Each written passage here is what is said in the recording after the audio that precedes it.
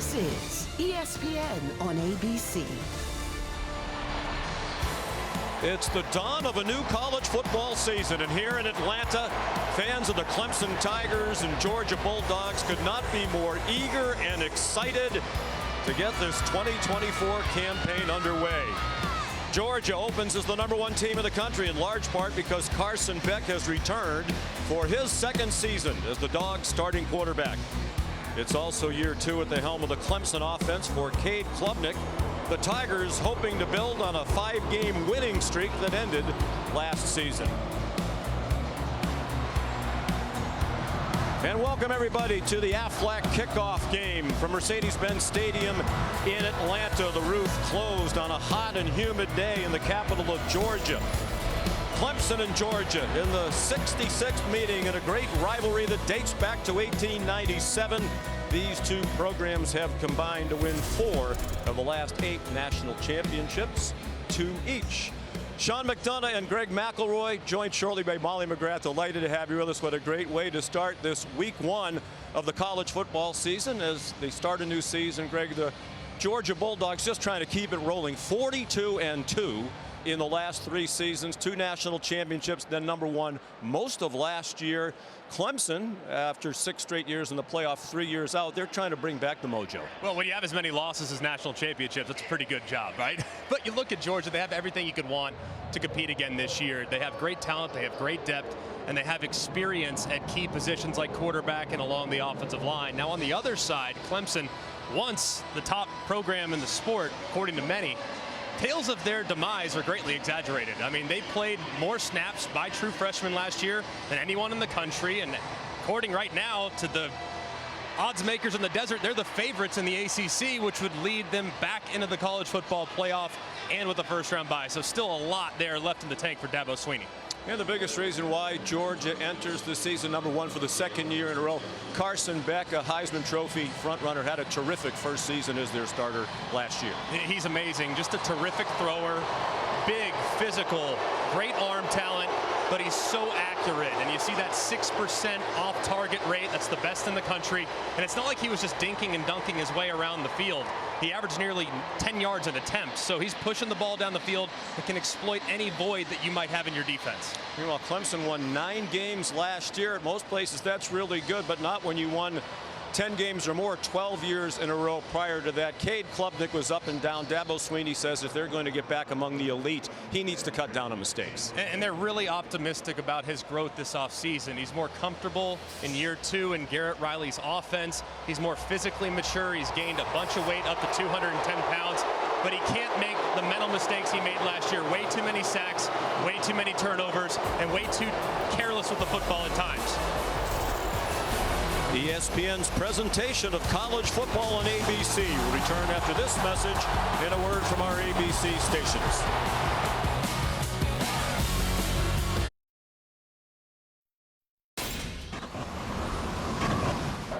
You're watching Modelo Kickoff Week. And you're watching ESPN College Football on ABC, presented by Tums Gummy Bites, a part of Modelo Kickoff Week. Clemson won the toss and elected to receive the opening kickoff. Phil Maffa is back deep, and he'll be a very important part of this game. When they had success the second half of last season, they pounded the run game, led by the powerful Maffa. Hayden Woodring kicks off, and it'll be a touchback. So here comes Clemson on offense, led by Cade Klubnik. As Greg said, when he arrived at Clemson, he was 178 pounds, up to a solid 210. Junior from Austin, Texas, out of the great Westlake High School program. And the numbers reflect the season he had. Some good, some bad. And a guy who can hurt you both with his arm and his feet. He's got great ability, just has to stay within the offense and make better decisions from the get-go. They open with Maffa, the running back, in the pistol, and 4 receivers. They think they'll be better in the receiving core with some players returning to health who were injured last year. Short pass and an inaccurate one. And An ominous start for Klubnik. Is obviously Garrett Riley, the coordinator, tried to give him an easy play to get him started, and he didn't throw a very good pass. Yeah, they're just cranking the engine there and getting them on the move, changing the launch point, something they did very little of last year. Garrett Riley is a guy who operates from that air raid system popularized by Mike Leach, but has really grown into becoming more balanced offensively.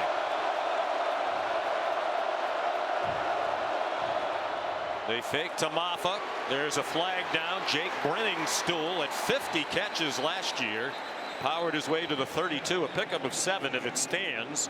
Dan Jackson made the tackle in his 6th year in the Georgia program.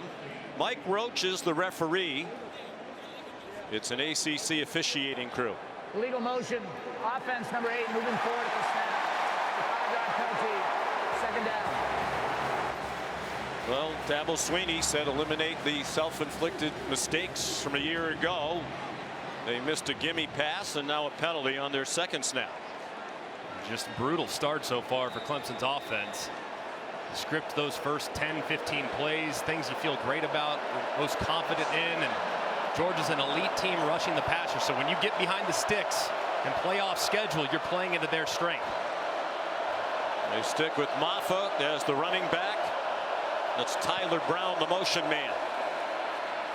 And Brenningstool dropped the pass. Incomplete pass to the normally sure-handed Brenningstool. They finished last year with a wild win at the Gator Bowl against Kentucky, and Brenningstool was immense. He had 9 catches.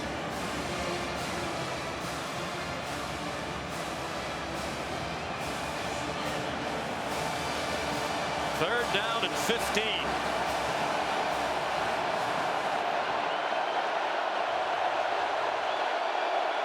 They're showing blitz.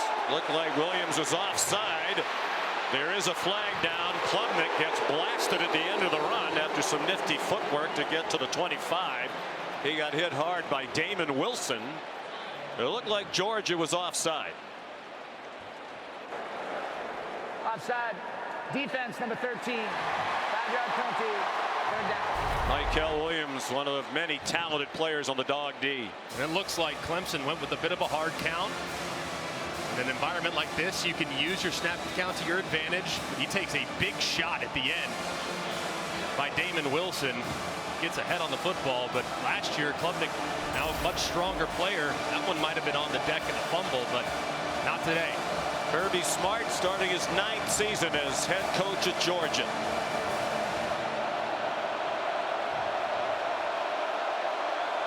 On 3rd and 10.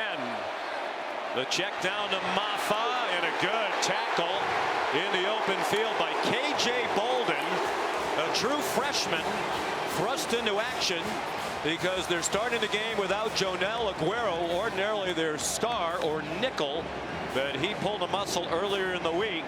So Bolden starting the game, and we'll see a 32 on the receiving team has changed his number to 27. 32 to 27. See a lot of Malachi Starks, ordinarily their free safety, at the star position. Here's Aiden Swanson in his 6th year in the Clemson program. 24-year-old from Tampa. Goes up, spiral line drive punt. Returned by Anthony Evans. Out to the 32-yard line. Here's Molly McGrath on the sideline. Well, Sean, after Georgia's loss in the SEC championship game, quarterback Carson Beck decided on this very field that he would return for a 5th and final season. He told us he was so devastated by that loss, he didn't speak to anyone for 3 days straight, and then he sat down and wrote out his goals for this season. Number 1 being win the national championship. Number 2, he admitted, win the Heisman. Number 3, be a first-round draft pick. He wrote this, posted it next to his front door, saying, every time I walk out into the world, I want to know what I'm chasing, and that chase starts here today, guys. All of those goals very achievable for the 5th-year senior from Jacksonville. 6'4", 220-pounder. Off a magnificent first year as the starter last year. Flips it ahead to Arian Smith, the fastest man on their team. You asked Mike Bobo, the coordinator, last night, who do you want to get going early? And he said Arian Smith. He's had a great offseason, kind of in and out of the doghouse last year with some inconsistency with his hands. Here, he's so athletic and dynamic with the ball in his hands, and he's always a threat to take off and get behind the defense. So getting him off to a good start, getting him feeling confident is a big priority for Bobo. Officially a pass and a 12-yard gain. Dominic Lovett, the motion man. And a nice tackle by DeMonte Capehart in the middle of that defensive front as he took down Branson Robinson, who starts at running back. They're replacing their top 2 rushers from a year ago. Dejon Edwards and Kendall Milton, both of whom went to NFL training camps. They're without Trevor Etienne, the transfer from Florida, who's likely to be their featured back. He is not playing today, suspended for a violation of university policy. He is dressed. Beck sends it out wide. Arian Smith again, and another good tackle. This one by Jaden Lucas, the cornerback. Great tackle there by Jaden Lucas. Missed a little time in fall camp, and this is something we didn't see often from Georgia last year, is getting behind the sticks. They were one of the best teams in the country on 1st and 2nd down to avoid 3rd and longs, but here they are, 1st, 3rd down of the season. Wes Goodwin, the defensive coordinator for Clemson. Georgia was best in the country on 3rd down last year at 55%, in large part because, as Greg said, they were so good on 1st and 2nd down. They didn't face many 3rd and 10s.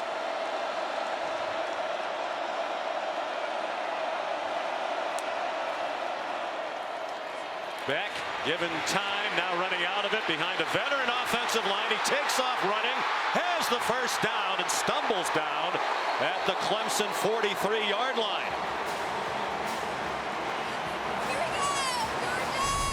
This is an aspect of Carson Beck's game that's very underrated. If you get too aggressive in your pass rush, he can hurt you with his legs. Doesn't like anything downfield. He has one-on-one against Wade Woodaz in the middle. He makes a miss and picks up the needed yardage. 13-yard gain. No score, 4.5 minutes in. Out wide it comes to Dylan Bell. And that's a short gain. Wade Woodaz the tackle, to pick up 2. Not only is Georgia replacing their top 2 runners, but they lost 3 of their top 4 receivers from a year ago, including the 2-time Mackey Award winning tight end Brock Bowers, who's now in the NFL as a 1st-round pick by the Raiders. So a lot to figure out on the offense, the skill positions around Beck. 2nd and 8. Branson Robinson driven back. No gain on the play. Not only did they lose Bowers, but Ladd McConkey was a 2nd-round pick of the Los Angeles Chargers. Rosemy Jackson, a wide receiver, went to Washington's training camp. Ra Thomas dismissed from the program. And we mentioned the top 2 runners. A lot of talent, but at Georgia, they typically have the best, or one of the best recruiting classes in the country. Plenty of talent ready to step in. It's Cash Jones in at running back now. Beck to the sideline, incomplete. And very well covered. Intended for Dylan Bell. And it's Avion Terrell, whose brother AJ was a standout at Clemson, a 1st-round pick of the Falcons. And he's here today. He was on the field for the coin toss, in fact, as the Clemson honorary captain. Kevin Butler, the legendary kicker for Georgia, Number 7 was of the captain. Team is changing his number to 14, 7 to 14. For the Bulldogs, 40 years after he kicked a last-second field goal to beat Clemson from 60 yards away. Brett Thorson is the punter. And a beauty. It'll be downed inside the 5 by Arian Smith. Each team has had it once. No score. You're watching ESPN College Football on ABC, presented by Tums Gummy Bites, a part of Modelo Kickoff Week.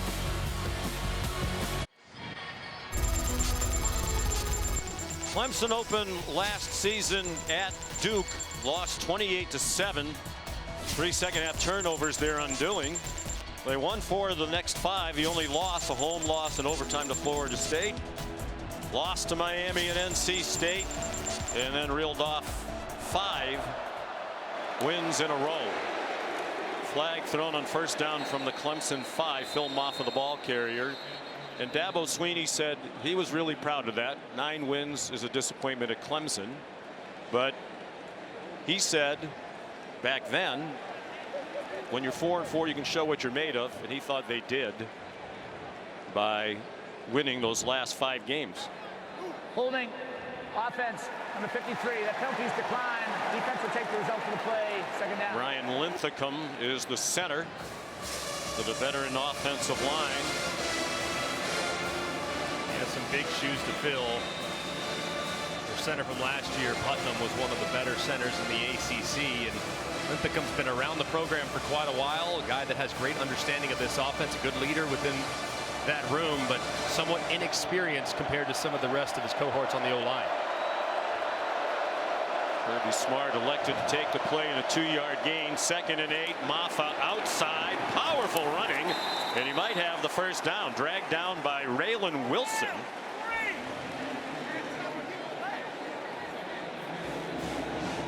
We did not often see Phil Maffa running outside the tackles last year. Really makes his hay keeping his shoulders square, even with the line of scrimmage. He's a one-cut running back, but he's so tough to bring down once he gets a full head of steam. And that time they get him on the edge and he finds some momentum. Well, they won their last 5, as we just chronicled. Over the last 6 games, he averaged more than 20 touches per game. They just went to the ground game and did a lot of this on 3rd and inches. A first down for Maffa, grad student from Loganville, Georgia. And there are the numbers. First 7 games, he averaged just 8 yards per carry, splitting time with Will Shipley, who's now in the NFL as a 4th-round draft pick of Philadelphia. Shipley hurt. Maffa got a lot more of the ball carrying and took advantage of it, including 36 carries, a school record, for 186 yards in that win against Notre Dame that started the winning streak. Here he comes again to the outside.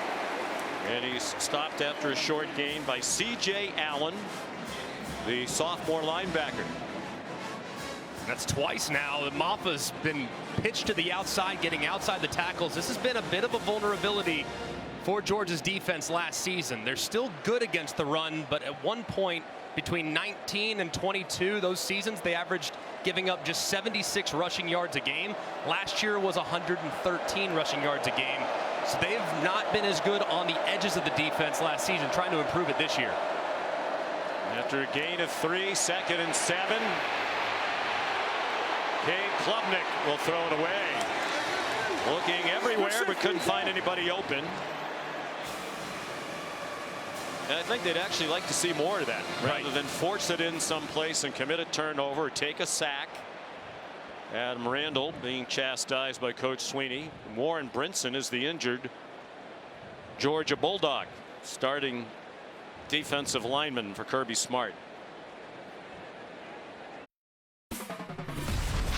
The Aflac kickoff game is brought to you by Aflac.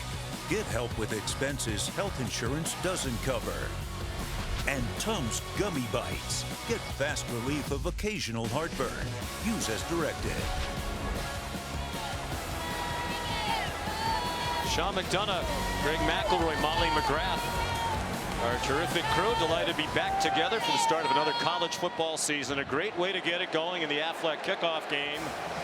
Clemson and Georgia memorably opened the season head-to-head in 2021 in a rock fight in Charlotte, a 10-3 Georgia win on their way to a national championship.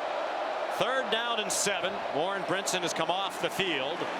Diving catch made, and a good one, but short of the first down. Antonio Williams with Dalen Everett draped all over him.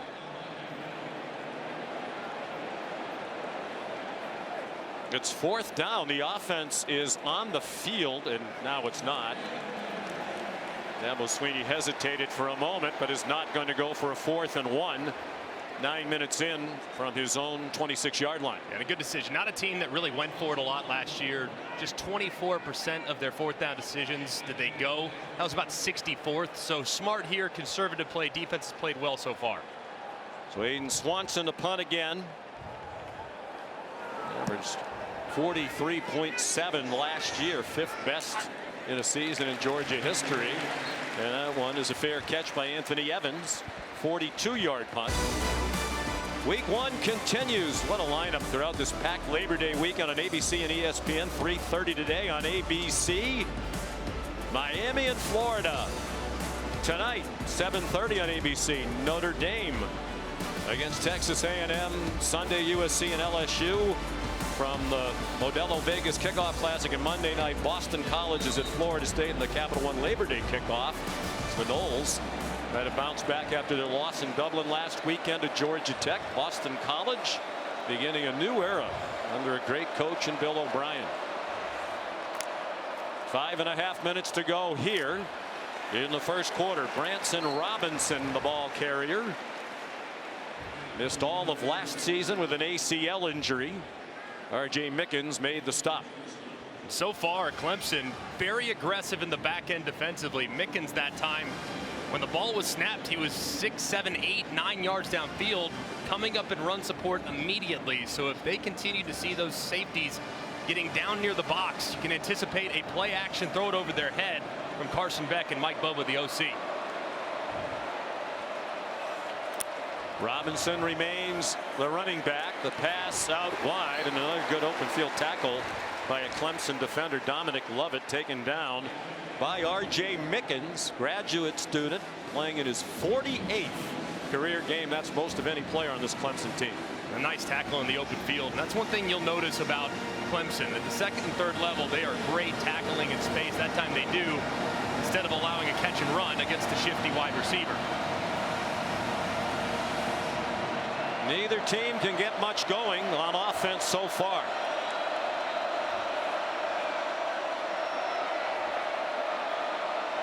Beck has Cash Jones on his left hip. They had a 3-receiver bunch to the right, and another good tackle to prevent a first down. Dylan Bell stopped by T.J. Parker. It was Jaden Lucas, pardon me. And you're going to see number 3, T.J. Parker, loop around inside. Really well timed with the stunt. He gets a free run right at Carson Beck and delivers a big shot to force the ball out of Beck's hands quickly and allow his defender to drag the receiver down before the line to gain. Brett Thorson to punt. Antonio Williams back. There was not a single punt returned against Georgia last year. Thorson punted 32 times, and the Tigers have not returned either of his 2 boots today. A 44-yard punt.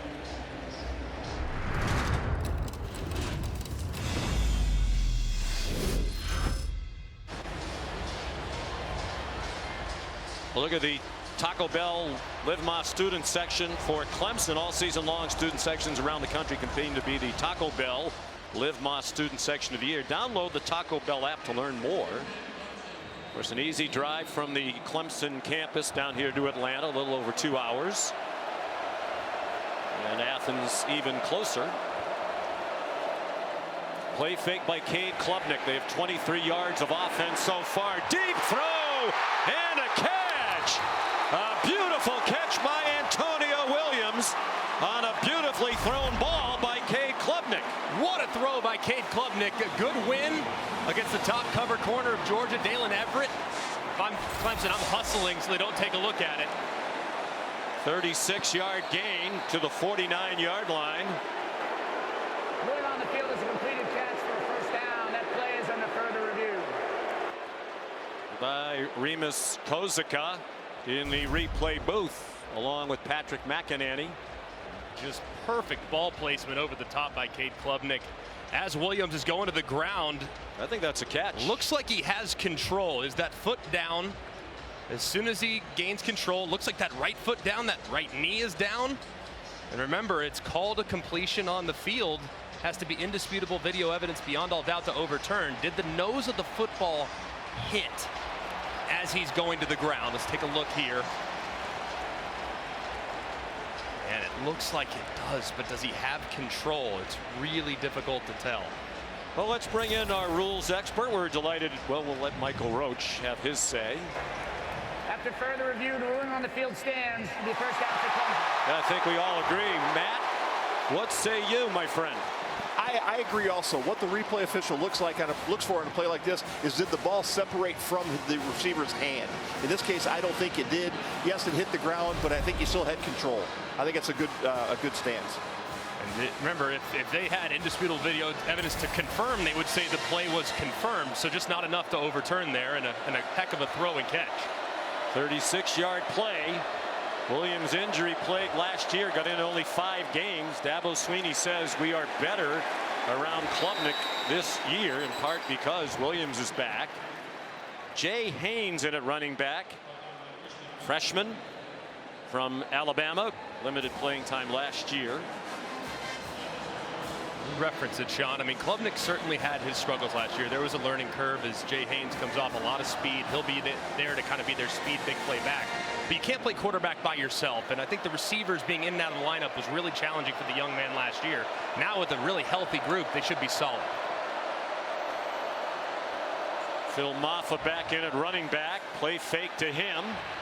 And in the flat, it's Brenningstool, the tight end, driven back immediately by Smile Munden, veteran senior linebacker. Their leading tackler 2 years ago and second on the team last year behind Tyke Smith. They have 7 returning starters on defense, but they did lose 3 secondary members to the NFL draft. Terrific players in Javon Bullard, Kamari Lassiter, and Tyke Smith. 3rd down and 9. Clemson's 1 for 3 on 3rd down. Play fake. Klubnik on target. Antonio Williams has a first down.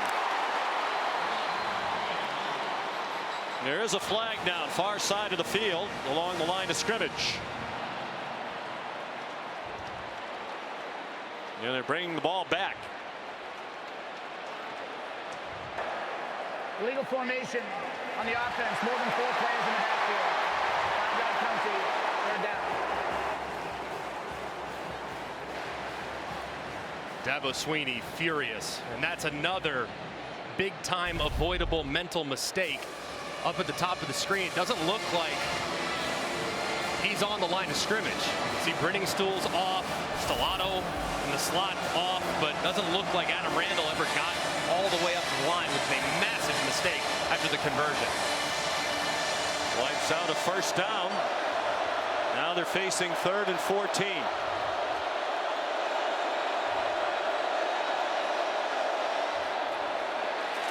Little bubble screen, and Antonio Williams will have no chance. Raylan Wilson there. He'll see a lot of action at linebacker, sophomore from Tallahassee. Those are the mistakes there on 3rd down after a conversion that just drive you crazy as a coach in week 1. They're understandable. You can't have them in week 5, 6, and 7. They're far more likely to happen early in the year, but when your first opponent is Georgia, you just can't make mistakes like that because the opportunities are too few and far between. Aiden Swanson to punt again. He's been around so long. He got his degree in marketing December of 2022. Hits at the 10 and goes into the end zone. 52-yard punt, but not what they were hoping for. Philip Florenzo, the long snapper, hustled down there to try to save it. Here's today's college football rankings brought to you by Allstate. As we mentioned, Georgia opens #1 for the 2nd year in a row. They were #1, Greg, almost all last season until the loss in Alabama against Alabama here in the SEC championship game in Atlanta. And that kept them out of the playoff as they tried to go for the 3-peat. Who else do you like as national championship contenders first and foremost? Well, I love Ohio State's roster. I mean, on paper, they have everything that you could possibly want. Ryan Day and company went out, got Chip Kelly, their OC, added multiple running backs, Quinshon Judkins, get Will Howard from Kansas State, Caleb Downs, a safety from Alabama. They are loaded. Final seconds of the opening quarter, and it is reminiscent of that 2021 opener between these two. Beck's now 6 out of 7, where they've all been short gainers. Some run after the catch there for a 9-yard gain for Branson Robinson. Run down by big Trey Williams. That's the end of the first quarter. At 315 pounds. Defense ruling the day. ESPN's presentation of college football on ABC will return after this message and a word from our ABC stations.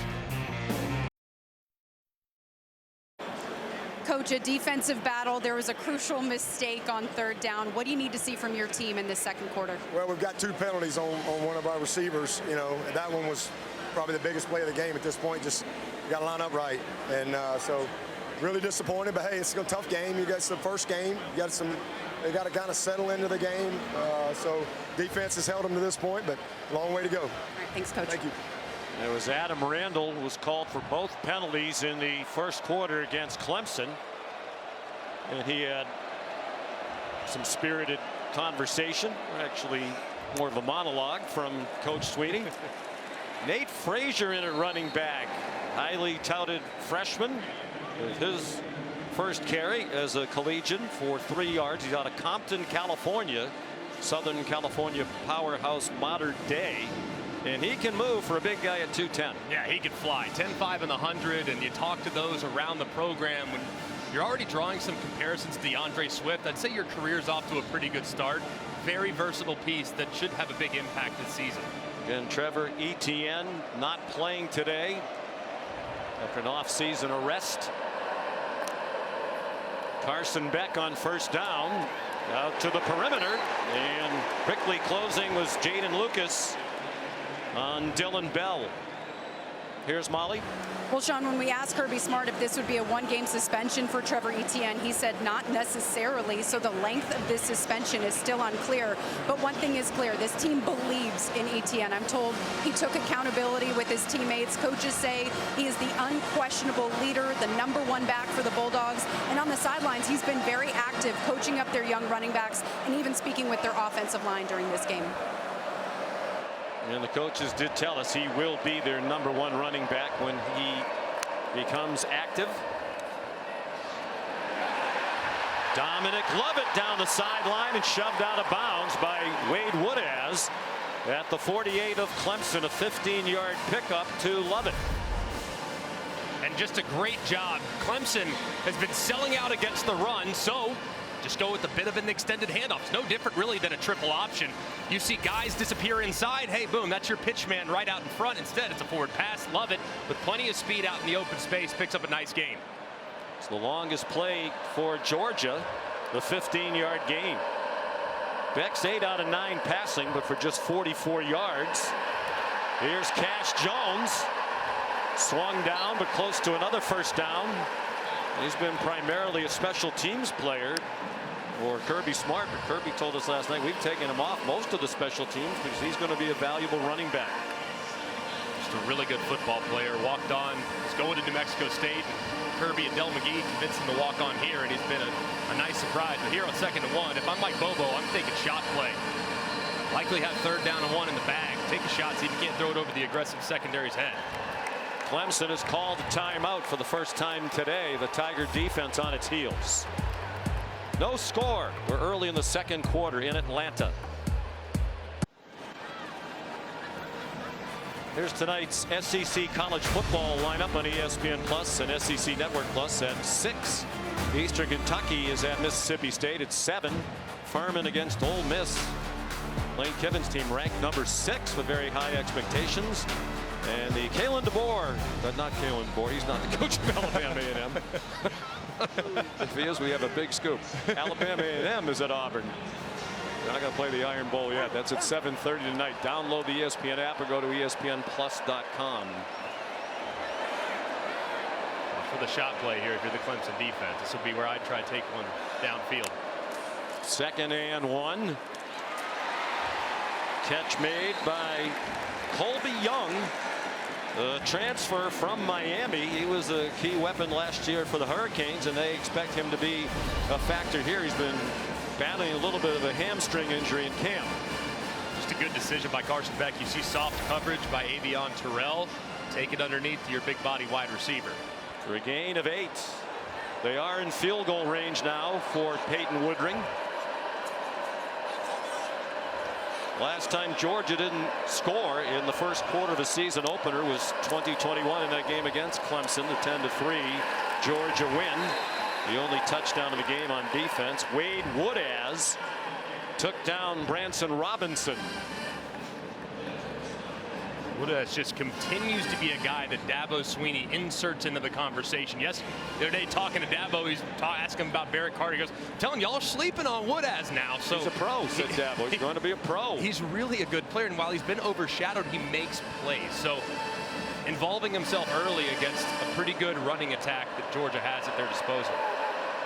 Team is primarily a safety. Now the middle linebacker. Ben Urosic looked like he flinched. False start on the offense, number 84. 5-yard penalty, second down. Kirby Smart high on Urosic, who's a transfer from Stanford, where he had 108 catches over the last 3 years. Highly productive player. He's been exactly what they expected to be there, though, jumping off sides after the quick shift by Clemson's defensive line. Using a little Georgia's medicine against him. Georgia does that all the time and gets people to jump off sides. This time Clemson uses it and puts Georgia behind the sticks. Urosic, Oscar Delp, Lawson Lucky will be the tight end group. Trying to fill the void with the departure of the great Brock Bowers. On target, it's Dylan Bell breaking one tackle. He has a first down inside the 15-yard line. Kylan Griffin prevented a touchdown. It's good for 23. And this is well covered by Terrell, but the timing that Carson Beck releases this ball with is impossible to defend. That ball's out of his hand before Bell makes his in-breaking cut, and he's so strong after the catch. Bell, they moved him to running back last year because he's so good with the ball in his hands, and that time showing it off and getting him inside the red zone. Branson Robinson, the running back now, on 1st and 10 from the 14. Fake to Robinson, and the slant is too high. Looking for Colby Young with Avion Terrell, the sophomore, in coverage. He's a little shorter than coaches would typically like. Terrell's 5'11", but Glenn Schumann, Wes Goodwin, the defense coordinator, was telling us he has tremendous ball skills. Very, very scrappy, and he got in there a little bit early. You see that left arm grabbing Colby Young as he tried to go up and get that ball high in the air, and might have gotten away with one there if you're Clemson. Beck had completed 8 in a row. They're inside the 10-yard line now. That's Lawson Lucky, part of that tight end group, and Terrell made the tackle. 6-yard gain. 3rd down, 5 minutes gone by, second quarter. Georgia was best in the country on 3rd down on both sides of the ball last year by percentage. 55% on offense. Clemson really struggled with red zone defense. Dabo Swinney said that's an area that needs to be much better this year. They're showing blitz. Beck in trouble and sacked. Peter Woods, the sophomore from Alabama, the Birmingham area, freshman All-American last season. And they get some twists up here, and you'll see Woods just fill in as there's some disruption caused up front. Beck doesn't like anything initially. Woods slides up inside, working against Monroe Freeling, the sophomore, and drags Beck down to force the field goal. Excellent and relentless pursuit there by Woods. Here's Peyton Woodring, the sophomore, who had a terrific freshman year, made 21 out of 25. This is a 30-yard attempt. Carson Beck is the holder. You don't often these days see the starting quarterback doing the holding, but he continues to do that this year. And finally a score. Georgia first on the board, but the Clemson people happy about the field goal.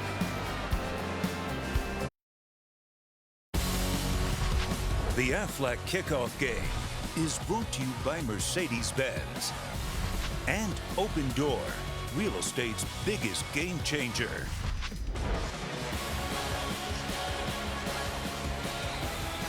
Back inside Mercedes-Benz Stadium, capacity crowd more than 71,000 in the spectacular home of the Atlanta Falcons.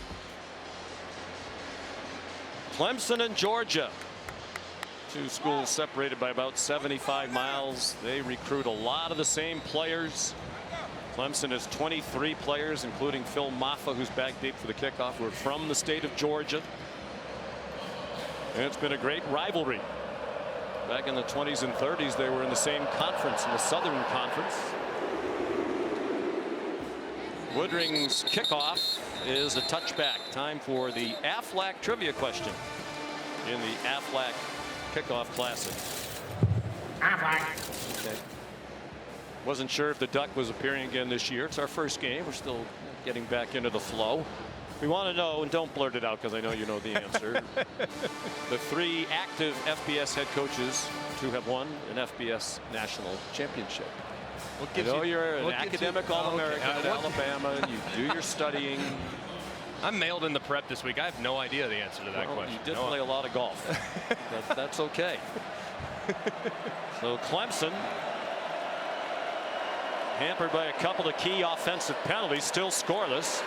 The toss to Maffa, and that Georgia defense ready for him after a 2-yard gain. He's down. Well, it is amazing, right, that there are only 3 active coaches who have won the national championship at this level. Of course, Nick Saban now doing a great job with us on game day. Jimbo Fisher is not coaching after leaving Texas A&M. I think Scott Johnson, our director, is trying to help the people who may be Just a little time. Relatively new to college football. A couple of shots of coaches here. The fake to Maffa, and then they throw it to him, and there's an example of a decision that I think the coaches for Clemson wish was different from Klubnik. All right, you want to blurt out the answer now? These two, Kirby Smart and Dabo Swinney, and Matt Brown is the other. Of course, he wanted at Texas. He's now at North Carolina. That's the answer to our Aflac trivia question. And of course, Kirby Smart and Dabo Swinney have each won 2 national titles. The fewest to start a season, fewest national championship winning head coaches active to start a season since 1942. You are correct, sir. Way to, next add level. on to it, enhance it, move the conversation forward. You were paying attention at our seminar in Bristol. 3-0 Georgia. We're midway through the second quarter.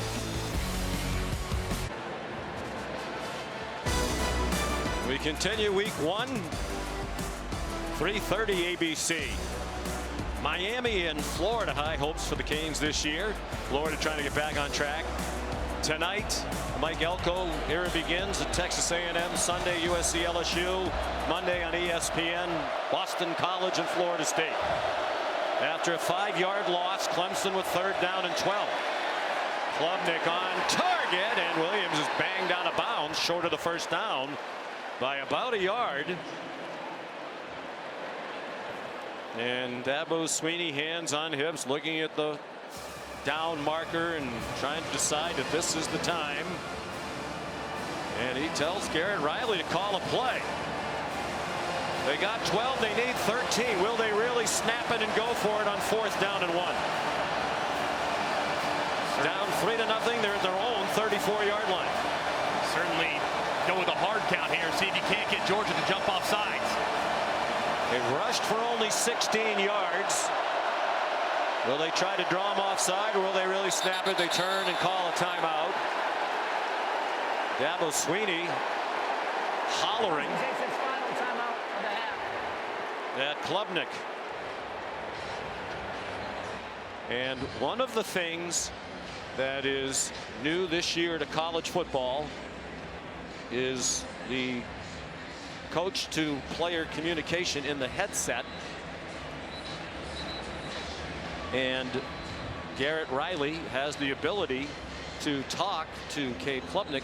So you would think, Dabo's upset, but you would think they told Klubnik what he needed to know, what they wanted him to do in that situation. Now, I think it took them a little while to decide, all right, hey, let's at least try it. I think they tried to get their hard count operation to get out there and see if you can't get Georgia jump off sides. It worked in success a little earlier when Michael Williams jumped into the neutral zone. So they tried it, but they just didn't give it enough of a sell. They didn't give it enough time at the line of scrimmage to really make Georgia think about it.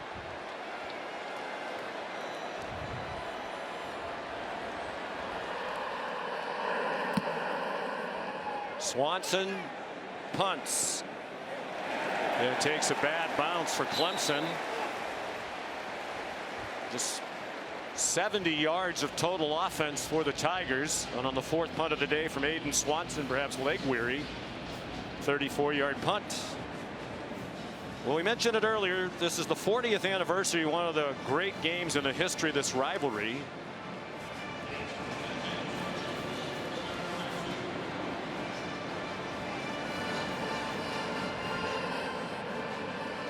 We'll tell you more about it after this snap from the 32-yard line. Carson Beck going to go under center with Branson Robinson, the lone running back.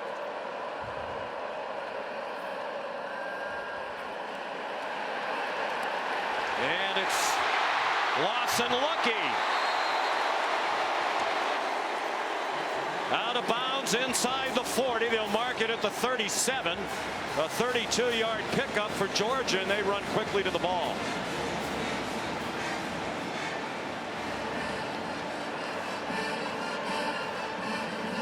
Six minutes to go in the half. 3-0 Georgia.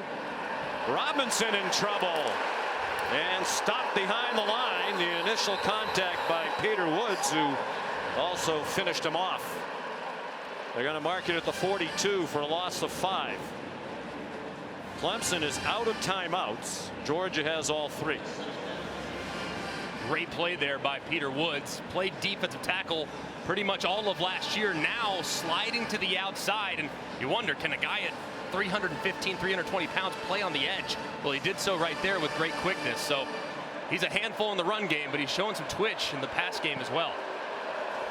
Nate Frazier, the true freshman in his first game, in at running back for the Dogs.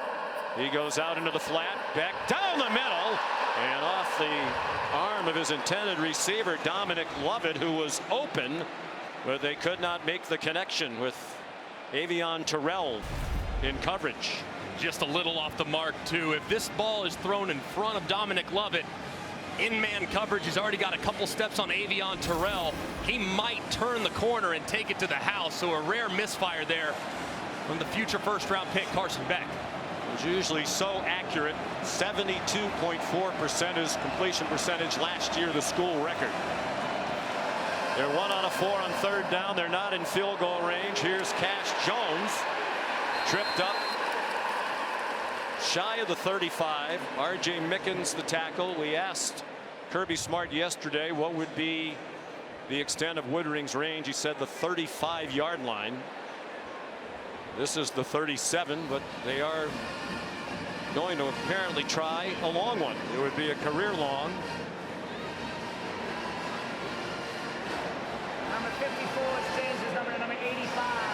54 to 85. Be a 55-yarder. His long last year was 48. He missed his only try last season from beyond 50. Beck is the holder. And that one is good. Kirby might want to rethink the 35-yard line based on that one. That was good with plenty of room to spare. Perfect snap, perfect hold, and it flirted with that left upright the whole way, and just ever so slightly, like your drive does inside the left edge of the fairway, it cuts right back to the middle, and it squeaks inside for a really nice kick there from Woodring. Well, they've had a lot of terrific kickers in Athens over the years, including Kevin Butler. Let's flash back to 1984 in the voice of the legendary Larry Munson. We're holding it on our own 49 and a half. Going to try to kick it 60 yards plus a foot and a half, and Butler kicked a long one, a long one. Oh my God! Oh my God! The stadium is worse than bonkers. Larry described it when Kevin Butler first came on the field, and there is Kevin before the game with his family, his wife Kathy, his mom Sharon. Larry said it's from 100,000 miles away. It's a 60-yard. Think of that, 40 years ago, Kevin Butler made it. It's still the longest field goal in Georgia history, and until last year, it was the longest in SEC history. He became a legend that day. Kevin tells the story. On Monday, he went to class. He got a standing ovation when he walked in, and his mom, Sharon, said, "Were they cheering because you made the kick or because you actually went to class?" I think he would have been allowed one absence there on that Monday. But Kevin, his son Drew, getting to know him through you. I mean, such a great family. Just a phenomenal family, and one that is still held in just such high regard amongst the Georgia faithful. He's a legend, part of their broadcast team now. Kevin, the honorary captain today. Their son Drew, great punter at Georgia, won the Ray Guy Award and kicked in the National Football League. As Kevin went on to a long NFL career for many years, was the all-time leading scorer in Chicago Bears history. He was the first place kicker inducted into the College Football Hall of Fame. Maffa powers ahead. They've been trying to get him going. Prior to that, it was 5 carries for 17 yards. That one is 7 yards and his longest of the game. And this is what Clemson's going to have to do if they're going to get into the playoff. They're going to win and contend for national championships. They have to be able to run the football. There's an experienced offensive line, new offensive line coach Matt Luke. They expect this group to be more physical than they've been in the past. And so far, they just haven't been able to get enough push against a really stout Georgia front. And Matt Luke's going to have to work on it at halftime. Klubnik throwing it deep, looking for Cole Turner. Didn't see the ball coming. And KJ Bolden, the true freshman, playing more than anticipated with the absence of Jonel Aguero. Almost had a chance for his first career interception. Man, Cole Turner had a step. I see exactly what Cade Klubnik was looking at. I mean, Cole Turner's behind the defender, Julian Humphrey, and it got a chance to hold the red line and throw it 50, 60 yards downfield for a potential touchdown, but Turner gave up on it and never really tracked the football. Turner played in only 2 games last year. He's the fastest player on the offense. Another reason why they think they'll be better on offense. They haven't been better today. Randall's the target, and it's broken up by Julian Humphrey. Flag down at the end of the play.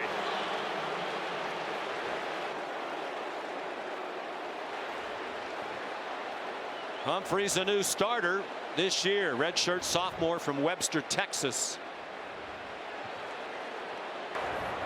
After further discussion, there is no foul for defensive pass interference on the play. Incomplete pass. On the 4th down.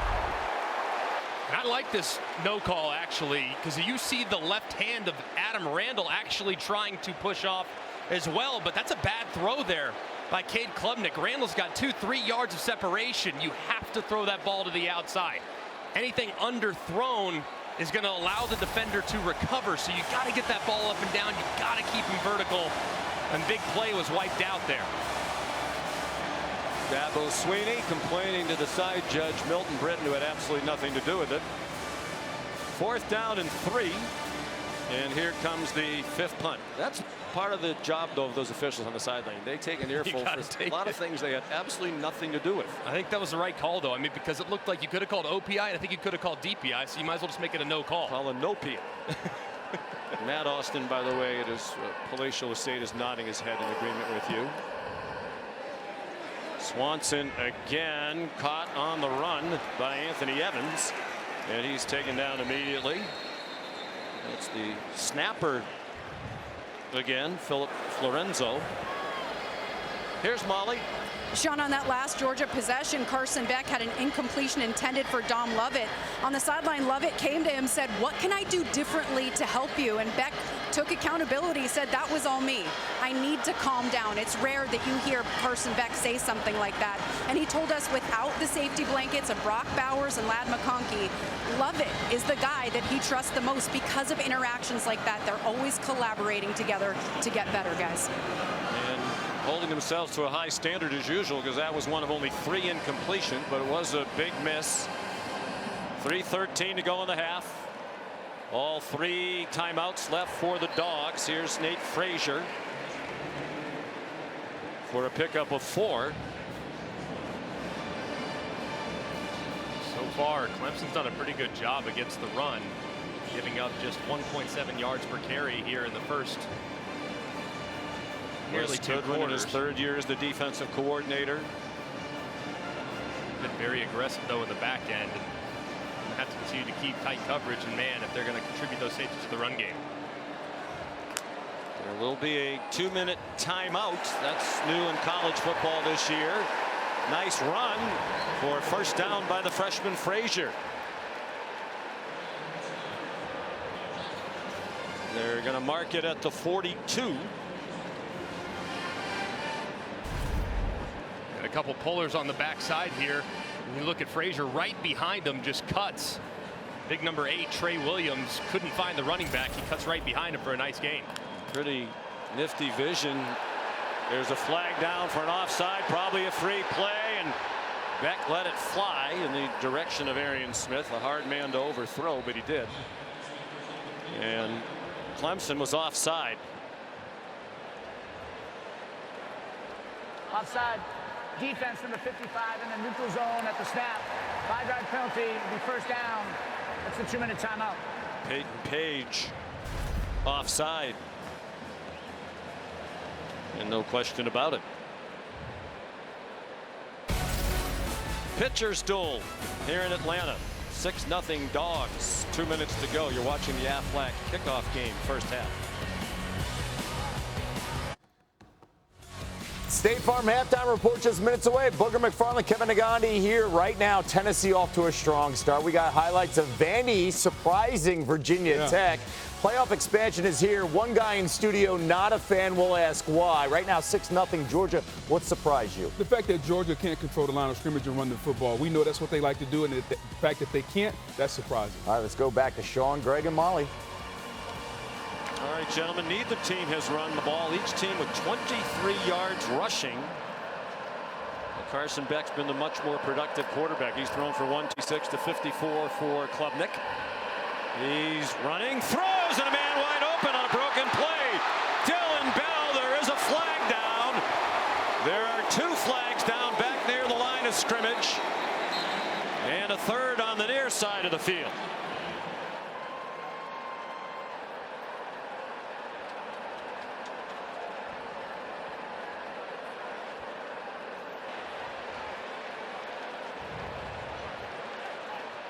Was a 37-yard play, but they're bringing it back.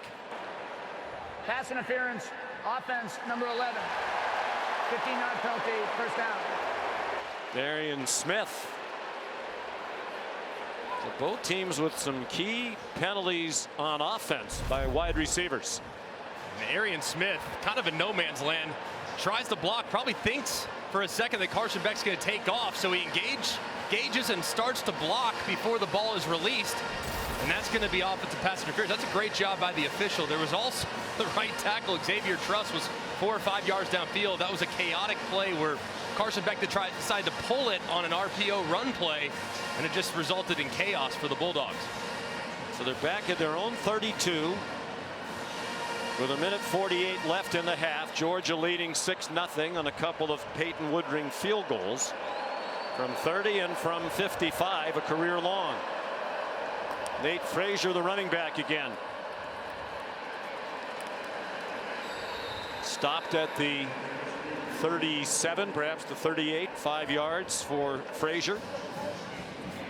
And he's their leading ball carrier in this game with 20 yards on 4 carries. Normally you'd think Georgia would maybe try to get into a 2-minute offense, but after that offensive pass interference gets him way behind the sticks, probably just content to take it to the half instead of making an unnecessary mistake. And Clemson cannot stop it, even if the Tigers want to. Ticking down near a minute to go in the half. Carson Beck flushed. Flag thrown as he throws a wobbler that's incomplete. It hit Lovett, but he couldn't hang on. R.J. Mickens was there. The referee, Mike Roach, threw the flag well behind the line of scrimmage.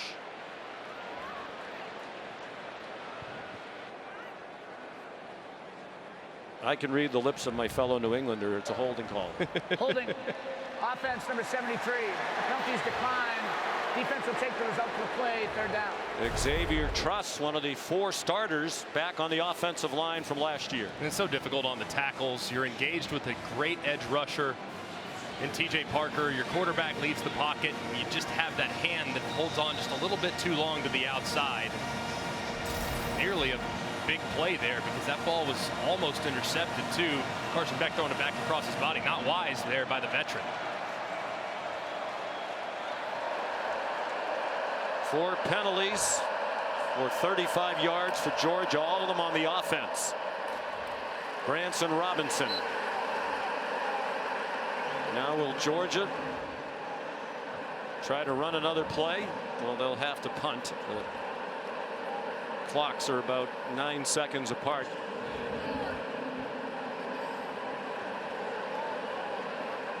If you could get it to 5 or 6 seconds, you could do a play called Rambo airball, where you drop the quarterback back and throw it as high as you can to let the clock expire. But now the punt unit's going to have to come on. If you're Clemson, all out, send the house and see if you can't block one and maybe take it back to the house yourself.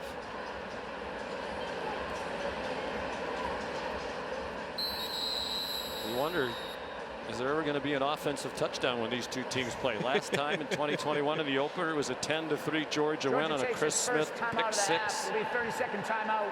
Please just hit the game clock to 11 seconds. 10-3 Georgia win. So 11 seconds to go. We begin this season with heavy hearts on our crew. Our great friend Rogers Redding passed away back in April at the age of 81. Longtime national coordinator of officials, a leading voice in rules interpretation on a field, official for more than 3 decades and 3 national championship games. Just a wonderful guy. Survived by his wife Shirley, 4 children, 10 grandchildren. And our condolences to the Redding family and to Rogers' many friends. Big help to us over the years, as is Steve Shaw now, leading the national officiating group. So Thorson, who jokes about his lack of usage, a little busier than usual today, and that one bounds into the end zone. With 1 second left in the half, let's bring in Matt Austin. Yeah, Sean, thanks. I just want to say, on a personal note about Rogers Redding, he was a mentor to me, a great official, great supervisor for the SEC, worked for him, really allowed my career to take off, and I don't think I'd be sitting in this seat today without the influence that he had over my career. He also was the secretary rules editor of the rule book, so basically he wrote the rules for NCAA football for several years and did a fantastic job. So it's a big loss for officiating. Thank you, Matt. So Klubnik will take a knee. Despite only 77 yards of offense, Clemson very much in the game. Georgia will receive the second half kickoff, and they'll receive it with a 6-0 lead. They had just 160 yards of offense, 126 of those through the air on 15 out of 19 for Carson Beck. Here's Molly. You should have told me that during that drive. Coach, what do you think of your team's offensive performance in the first half? Well, they got a really good defense, and we're struggling to run the ball.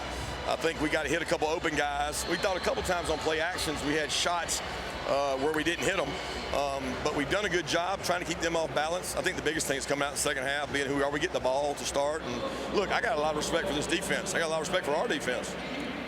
What do you like about what your defense has been able to do? Just 2 first downs for Clemson. They're scoreless. What did you like? They hit a shot play on us, and we rebounded from it, and that's usually a good sign about your resiliency. Thank you, Coach. Thank you. Sean. We'll send you to the studio for the State Farm halftime report after this message and a word from our ABC stations.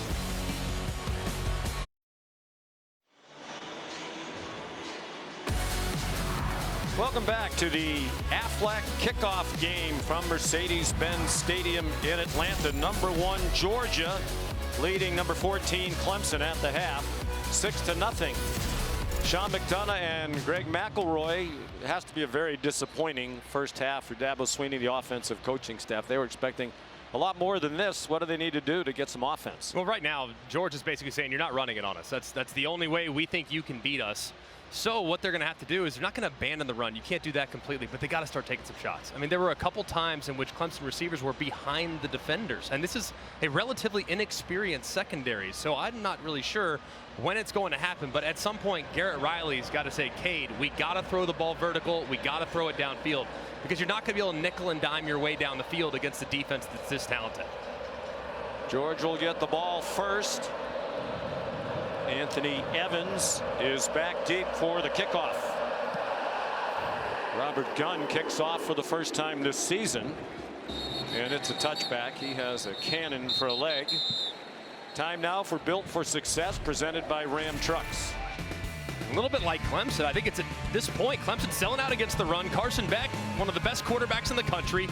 He was pretty good off play action early. The protection here was beautiful. He finds Lawson Lucky on a really nice route by Lucky, and then little RPO. Doesn't like the handoff, sees the collapse, out to the flat goes Dominic Lovett. I think they're going to have to continue to lean into their play action passing game, because Clemson, like Georgia, is really selling out against the run and trying to make Georgia one-dimensional.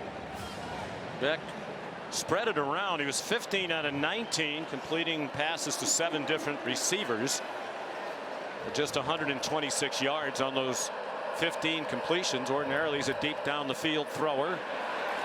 Arian Smith got it to him on the first play of the game from scrimmage, their first offensive play, and they give it to him on the first play of the second half for a 7-yard run. I think that's consecutive halves, and with the first play went to Arian Smith, and Mike Bobo, true to what he said yesterday when we visited with him, we have to get him going. He's a guy that can become at times disengaged, but he might be our most dangerous weapon for the opposing defense. So getting him involved early, both in the first and second half, didn't work so well in the first. Maybe it works a little better here in the second. Of course, Mike Bobo is using the communication right into the helmet of Carson Beck. There's a nice call. Well executed. Smith again. First down inside the Clemson 40. Jaden Lucas stopped it from being even longer, 33 yards. And a play really similar that we just saw a second ago, where they dumped it in the flat to Dominic Lovett. This time they get Arian Smith on the wheel, and you have Delp out in the flat. They take away the flat. Smith gets behind him, and it's an easy pitch and catch and a nice gain for the Georgia Bulldogs. Smith caught 8 balls all of last year. He has 3 already today.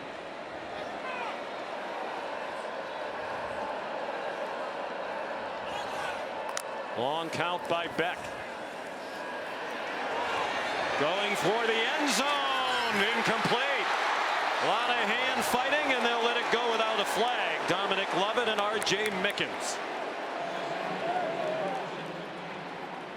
Oh, man, that was a good job by R.J. Mickens. You see that left hand, though, grabbing the jersey. He looks inside and tries to make a play on the ball as the progressive pylon cam gives you a great look at the PBU, but man, that was very close to being pass interference on Mickens. The official just didn't see the hand, and Kirby Smart letting the official hear about it. And Mike Roach, the referee, went all the way over to the sideline to take an earful from Kirby Smart. Dylan Bell down the sideline and out of bounds near the 5. Well, they took advantage of the halftime, did these offensive coaches for Georgia. Some terrific play calling by Mike Bobo. And just using their speed at their advantage, trying to play on the perimeter. I think they thought originally, hey, we can probably go downhill against this Clemson team. They're not huge up front defensively. They found that that wasn't a very successful plan early on. Now trying to get those big guys up front for Clemson, running sideline to sideline with jet sweeps and some misdirection. First and goal. They've gone 66 yards in just 4 plays.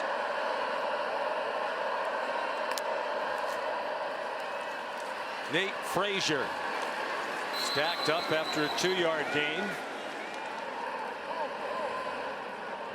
68 yards on this drive. They had 160 yards of offense total in the first half. This part of the field last year, second down, low red zone. It was Brock Bowers' world. I mean, he owned this part of the field. Who's going to be that guy this year for the Georgia Bulldogs? When they get the field condenses, you don't have that big body outside. It's probably going to be Colby Young, who's lined up to the top in one-on-one. Let's see if they throw a fade in his direction.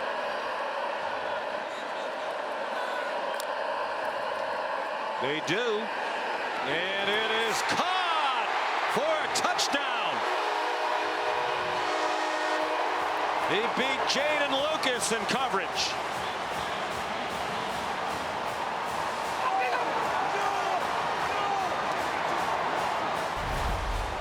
And you can see it from a mile away. Lucas lined off and inside. That's absolute giveaway for the back shoulder fade. It's perfectly thrown by Carson Beck. He throws Young away from the defender. And it's an easy pitch and catch. A guy that really majored at Miami last year and making those contested catches in the end zone. Reels it in with ease, and Georgia thinking about going for 2. Young from Binghamton, New York, caught 5 touchdowns for the Miami Hurricanes last year. They're going for 2. Go for Dose, brought to you by Dos Equis. Beck with a flag to stop the play.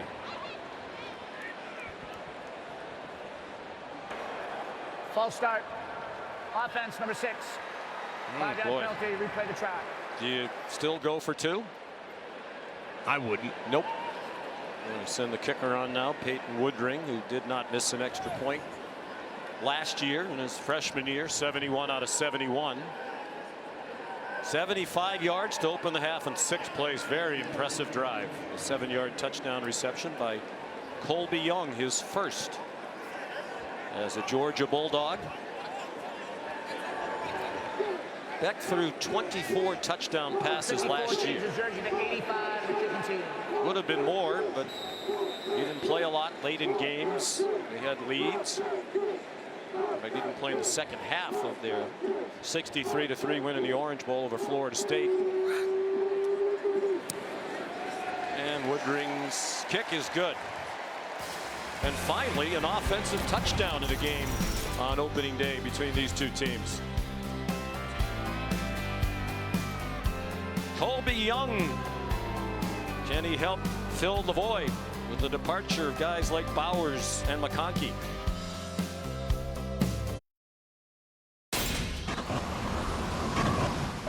You're watching Modelo Kickoff Week. And you're watching ESPN College Football on ABC, presented by Tums Gummy Bites, a part of Modelo Kickoff Week. Interesting combination there. Beer and gummies. There is a touchback off the foot of Woodring. Here's Molly. Well, Sean, when we met with Clemson head coach Dabo Swinney, he lamented their issues converting in the red zone last season, and that's exactly what he harped on at halftime. He said they had 2 opportunities in the red area in the first half, and one was called back because of a penalty. So he's very frustrated with the composure of his team. He said, we're capable, we're good enough, we're in this game.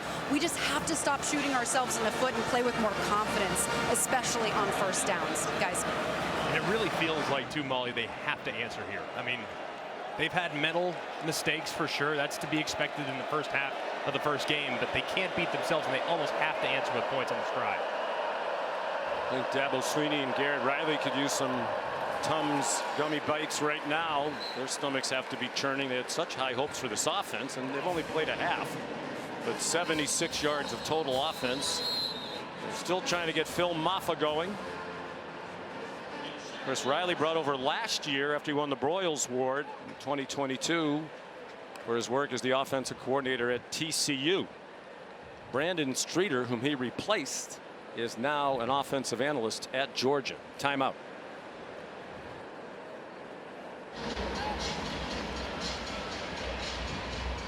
Aerial coverage provided by Goodyear, celebrating the challenge of road games everywhere. Are you ready for the road? Goodyear, more driven. Glad to have the Goodyear blimp along with us today here in Atlanta, high above Mercedes-Benz Stadium. SEC football lineup continues today on SEC Network at 4:15. ODU versus South Carolina at 7:45. Southern Miss against Kentucky. Download the ESPN app. Go to ESPNplus.com schedule to watch all the action. Roof closed here today with the temperature 90 degrees outside and the feels like 96. We had some record high temperatures in Atlanta this week. Play fake by Klubnik. And they're ready for that quick pop to the wide receiver, Cole Turner. All they got was 1 yard. Glenn Schumann is the defensive coordinator with a new co-coordinator this year. Will Muschamp, who had been serving that role the last couple of years, has gone off the field to serve as an analyst so he can go watch his son Whit play at Vanderbilt, where he's a freshman quarterback.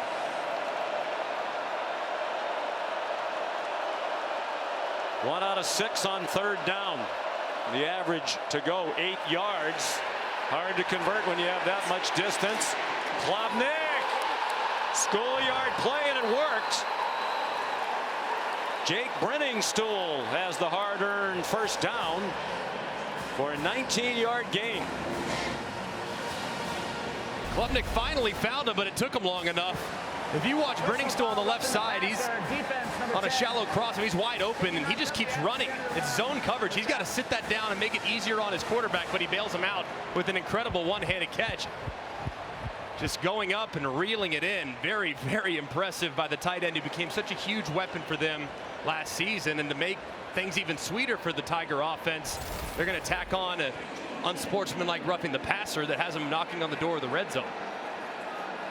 Just their 2nd snap on the plus side of midfield in this game. Damon Wilson called for the roughing the passer. Maffa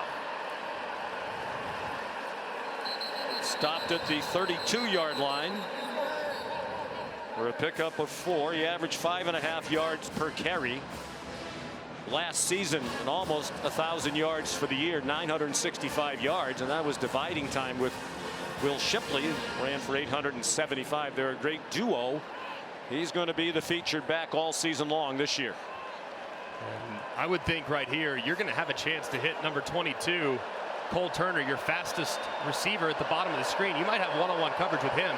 Let's see if Clemson tries to take a shot right here. Dalen Everett has the coverage at the bottom of your screen. Klubnik to the far side of the field. Nice move by Antonio Williams.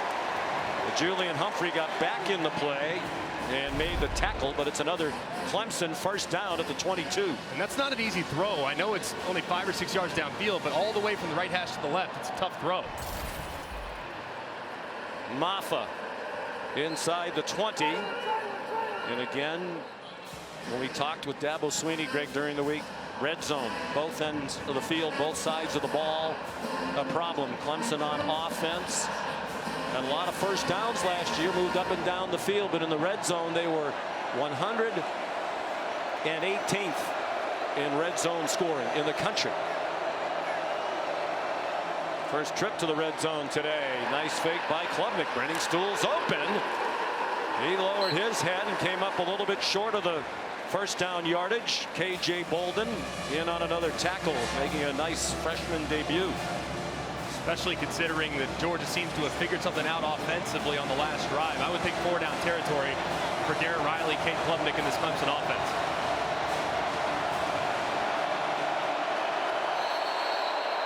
By far the best drive for Clemson.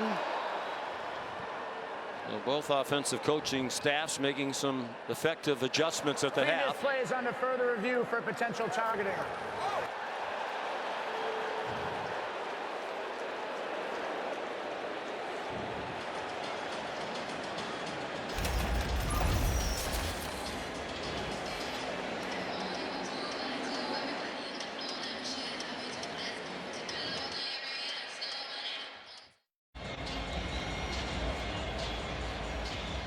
While we were away, Mike Roach, the referee, announced after review no targeting against KJ Bolden. That's huge. They're already a man short with Janelle Aguero, their usual starting star, not playing. Bolden playing more than expected. So Clemson on the move. 3rd down and 2, down 13-0, almost midway through the 3rd quarter. Maffa. 1st down, a powerful run, dragging Bulldogs with them to the 7-yard line. 4 first downs on this drive. They had 2 the entire first half. And a great job by the right guard and the center of this Clemson offensive line, Ryan Linthicum and Walker Parks. It's great to have Walker Parks back, just engaged for a really long time against Christian Miller, and Maffa runs right inside of him with the 3rd down conversion. First and goal from the 7. Maffa got 1. Raylan Wilson there for Georgia.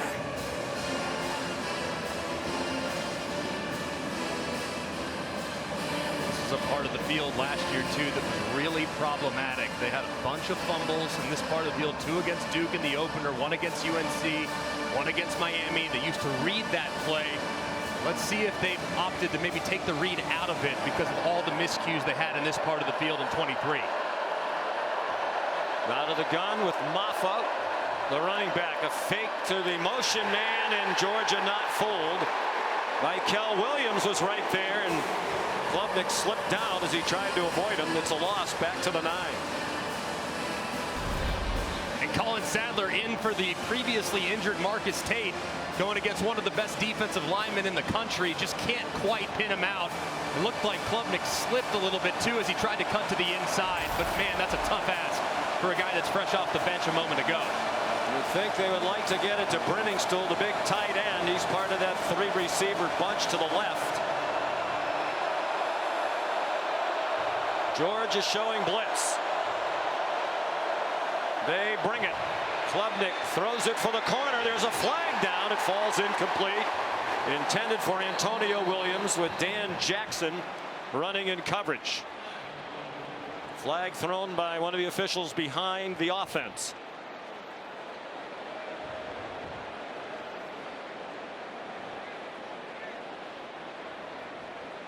There is an injured Georgia player. It's Michael Williams, the standout junior.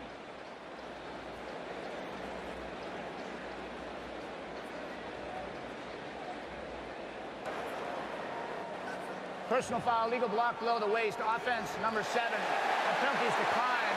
It'll be 4th down. That block was on Michael Williams.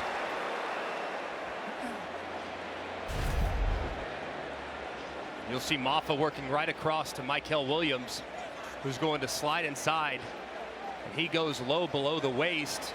Michael getting up now under his own power, and this has been an adjustment the last couple of years. If you're going to block below the waist, it has to be inside the tackle box, it has to be straight ahead. So to come at an angle is illegal, and that's what the official did there. So Maffa came across his body, came at an angle to the left leg of Michael, and that's what resulted in the penalty.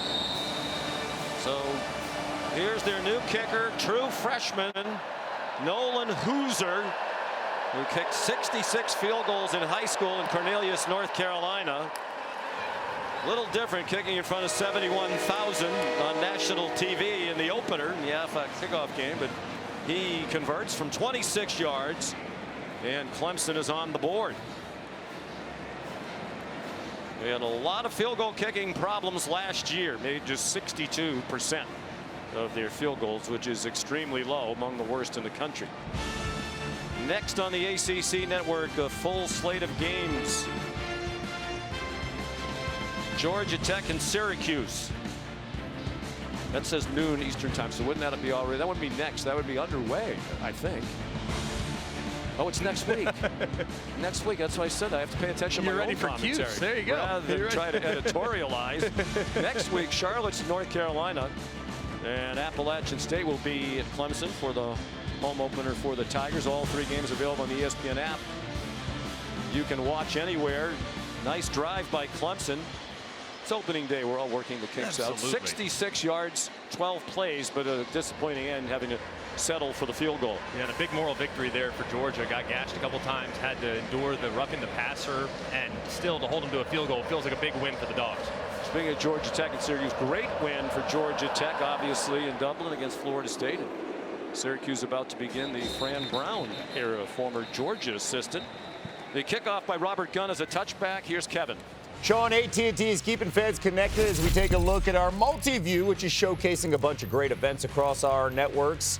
As we wrap up August, ESPN right now, we got Virginia Tech within 10 points of Vandy. Vandy trying to pull off the upset at home. Over on ESPN2, U.S. Open action continues. The men's top seed Yannick Sinner part of that third round action.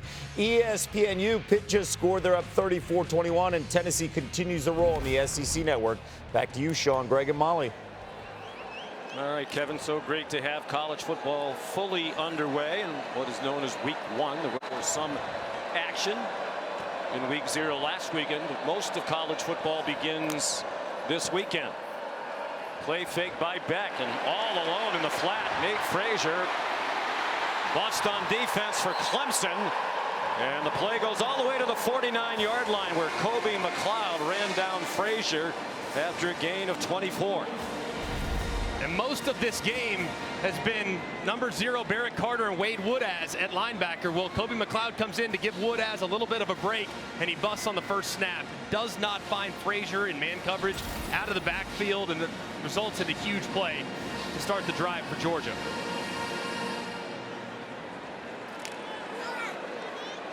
Beck 18 out of 23 for 189 and the touchdown.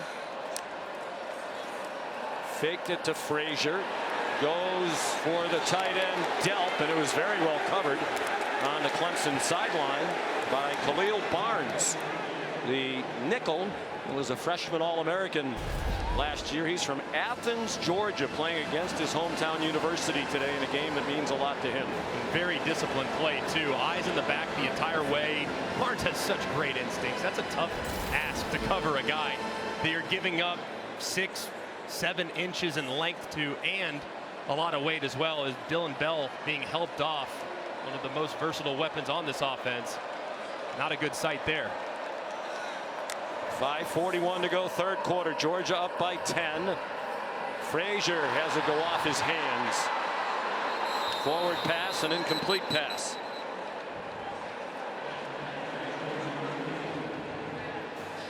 Interesting that without Trevor Etienne today serving the suspension, the primary running back has become Nate Frazier, a freshman in his first college game out of Compton, California. Getting some encouragement from Etienne after the drop.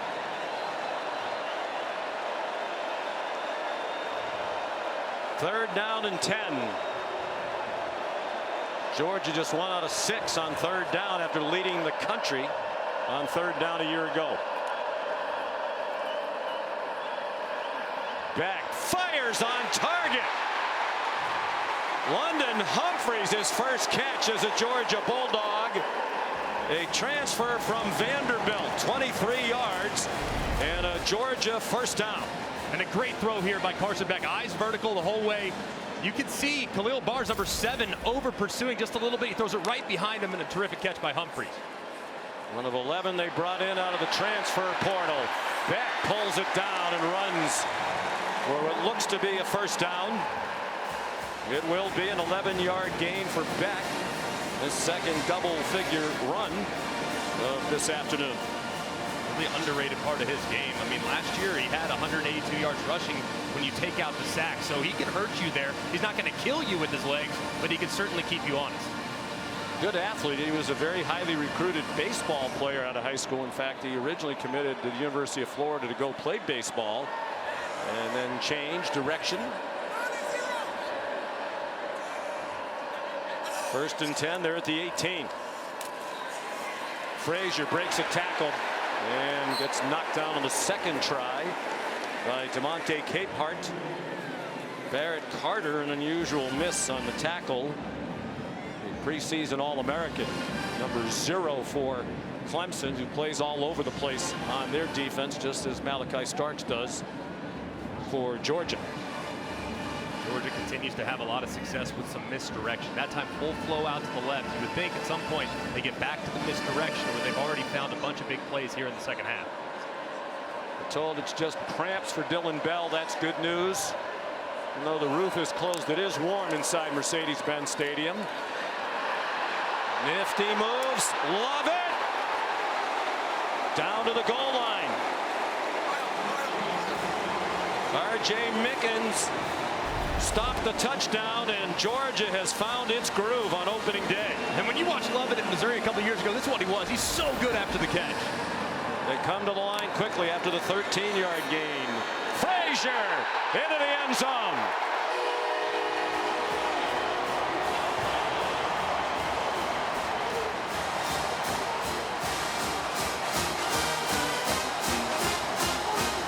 Frazier punched it in from 1 yard out, his first college touchdown in his Georgia debut. And back-to-back 75-yard drives here in the third quarter after they did not score a touchdown in the first half.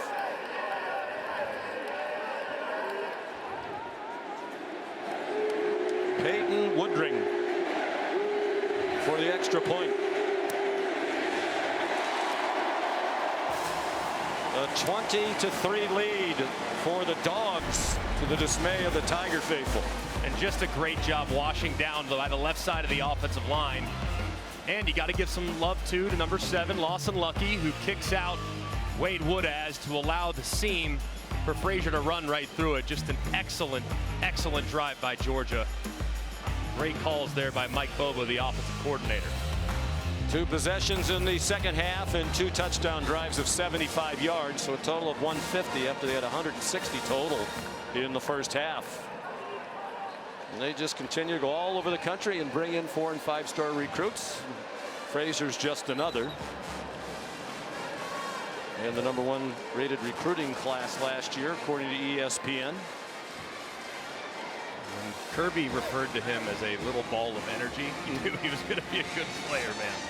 And it's not at all surprising to see him in his first game already in the end zone, becoming kind of a featured player in this game in the second half. So Woodring kicks off.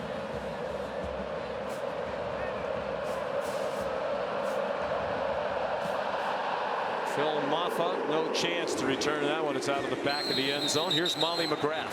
Well, Georgia star defensive player Michael Williams had his left ankle wrapped. He was in visible discomfort when he jogged, and I can tell he's in pain. He was talking to teammates about that Maffa block, and that's what happened and hurt his left ankle. But I'm told he's going to try to play, but they'll monitor it closely, guys. You just hate to see that, too. A guy that has always been impactful, but this was his first full fall camp where he was at 100% healthy. So they really anticipated him having a huge impact on the season in the first month and a half. But now, hopefully, that ankle doesn't linger throughout the year.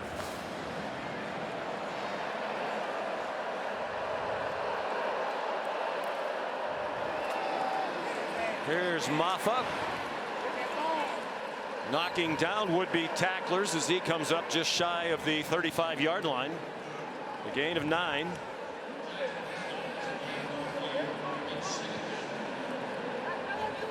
He's coming off a 4 rushing touchdown effort in their wild come-from-behind win in the Gator Bowl against Kentucky. 38-35. He scored the winning touchdown in that game with 17 seconds to go. It was 21-10 Kentucky going to the fourth quarter of that one.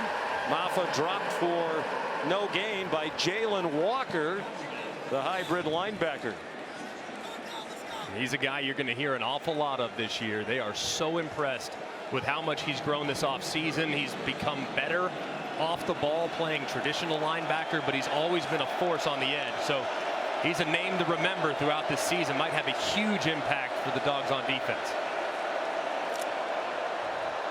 Again, so many NFL prospects all over this team, particularly on the defense. 42 players drafted out of Georgia in the last 4 years. Klubnik kept it, and he gets stopped short of the line of the game. Jalen Walker. And just the right side, the defender, number 5, Raylan Wilson, completely blows it up. Cade Klubnik somehow rescues it, gives himself a chance, but that play had no shot from the beginning. Looked like Brenningstool and company were not really in position to try to knock guys off the point of attack. Would you think about going for this? I would, especially given how Georgia's played offensively the last couple possessions. You're down 3 scores You're ticking down a minute to go in the third quarter. All of a sudden, your defense can't get stops. Swanson punts again. Short, nose up, spiral. Fair catch made by Anthony Evans. Sixth punt, 35 yards. I'm going to pay attention to when these games are. These are tonight, Sean. Tonight, SEC College Football on ESPN Plus and SEC Network Plus. Eastern Kentucky against Mississippi State at 6. Furman against number 6 Ole Miss at 7. At 7:30, Alabama and A&M against Auburn. Auburn, by the way, trying to earn its 800th all-time win tonight. And they would be the 13th program to get there. Clemson's 2 away from that number. 160 yards total first half. 150 on 2 touchdown drives here in the third quarter for Georgia. Beck 20 out of 27 for 225. And that's through the hands of Nate Frazier. We talked about the helmet and the coach to player communication, Greg, and talking to Mike Bobo and Kirby Smart last night, they said, we really don't need it. He said, Beck is so cerebral. Mike Bobo said he processes information better than any quarterback that I've ever coached. And we asked Carson Beck about it. He said, I basically just want them to give me the play. Give me the play and turn the microphone off. Yes, please. Especially just give me the play if I make a mistake. I really don't want to hear about that immediately after the fact. Mike Bobo said he would use it very sparingly, maybe occasional reminder tacked onto a play about the down and distance, or hey, we might go for it on 4th down here. So you have 2 plays. Nate Frazier, the ball carrier.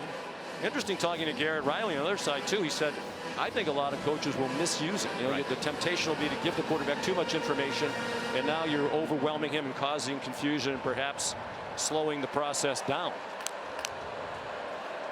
Final half minute of the third quarter. Georgia in no hurry with now a 17-point lead.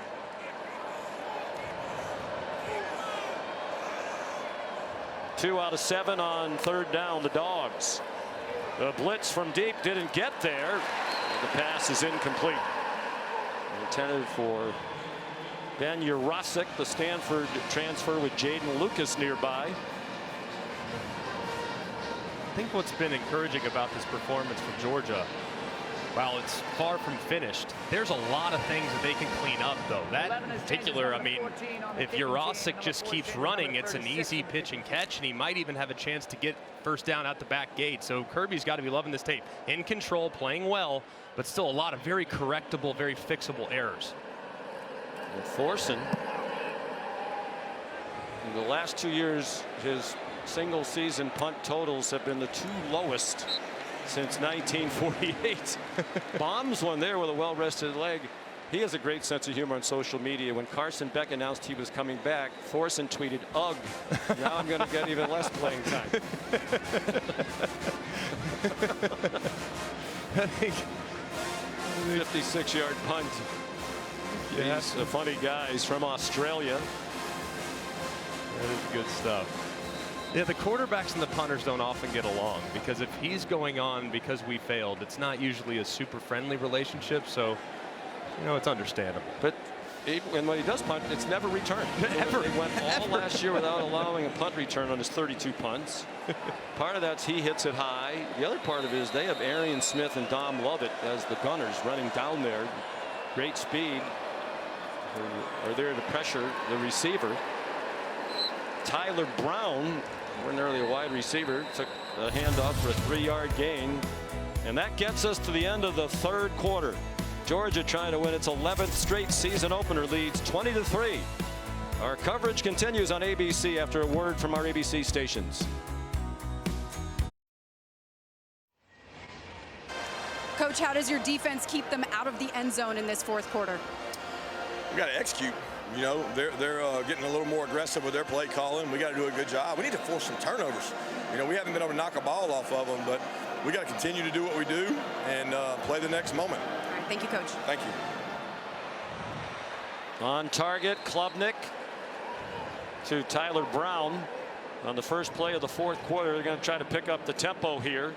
That was a point of emphasis throughout camp for Kirby Smart, Glenn Schumann, trying to get more turnovers. For as good as they've been on defense, I mean, since they took over in 2016, they've forced just 150 takeaways. That's 52nd in college football. And ironically, Clemson's #1 with 193. They had 17 takeaways last year. That was just 69th in college football. But then again, they were 5th in scoring defense, and that's really what it's all about. On 3rd down and short, Maffa has the first down. If you are Clemson here, would you consider picking up the tempo, getting up to here they come? Yeah. They have Bryant Wesco Jr. on the field right at the middle of your screen at the bottom, number 12, one of the most highly recruited wide receivers coming out of high school, true freshman from Midlothian, Texas. They're very excited about his future. Nazir Stackhouse, their nose in the middle of that front 3 down for Georgia. Today's aerial coverage provided by Goodyear, road tested and game ready. Are you ready for the road? Goodyear, more driven. Mercedes-Benz Stadium opened in 2017. The 11th time Georgia has played in here, and they're hoping that they'll play here several more times here. SEC championship game is here again. A college football playoff quarterfinal with the expanded field of 12 will be played here. Chick-fil-A Peach Bowl and the national championship game will be here. Klubnik in trouble. Looked like he was down before he threw it away. Pressure from Jalen Walker, their leading sack man from a year ago, with 5.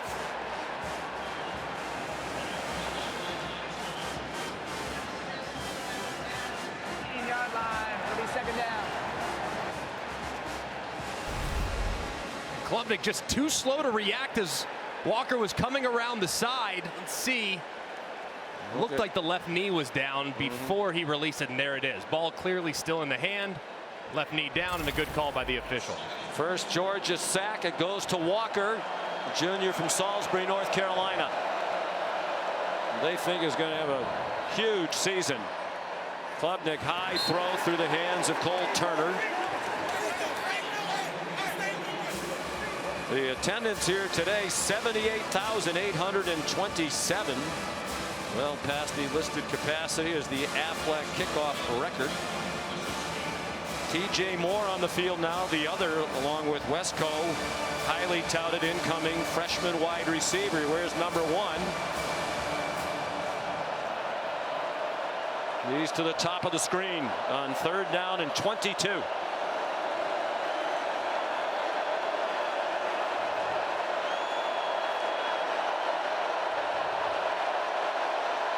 Play clock down to 2. Lots of confusion on the offense. They finally snap it, and Klubnik runs into the rush.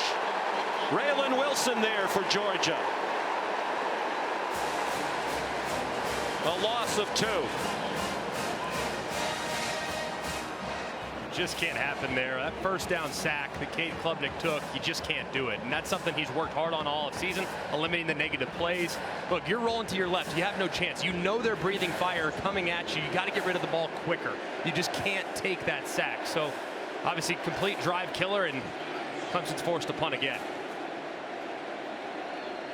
Just 7 first downs for the Tigers, 135 total yards of offense. Aiden Swanson, a good punt, sending Anthony Evans back inside the 35. Might be a tired punt coverage unit. The return comes up just shy of midfield. 54-yard punt, 9-yard return. Here's our Sonic drive-in recap. It's been an excellent second half offensively for Georgia, starting with some misdirection. They start with a little fake inside, get Delp out in the flat, and Arian Smith up the wheel, and you got it. A couple plays later, you find Colby Young in a one-on-one situation on the back shoulder. Big 3rd down conversion right here. You clear it out with Lovett.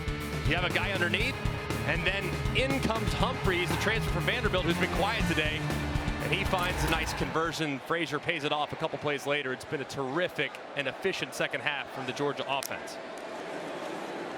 Quick pass from Beck to Arian Smith, and he gets dropped after a 2-yard gain. Well, Mike Bobo said they'd make an effort to get Smith involved, and they clearly have. He said they know when the other team sees number 11 on the field, they're concerned because everybody's well aware of his blazing speed. Yeah, I mean, he's the scariest guy on their offense right now that Brock Bowers departed, because he can end the game at any point. I mean, he can run right past you, and there's absolutely nothing you can do about it unless you give him a ton of respect and a bunch of cushion.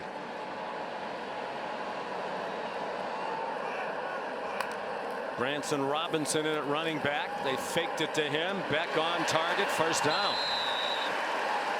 Arian Smith again with Jaden Lucas in coverage for Clemson, an 11-yard gain. And this is what scares you to death. I mean, you think he's going to run right past you, so you know you have to give it a ton of respect like Jaden Lucas does. He's 12, 15 yards deep, and then boom, he slams on the brakes, comes right back down his stem, creating separation from the defender. It's perfectly thrown by Carson Beck with great time and anticipation, and it's really uncoverable when you have that kind of speed.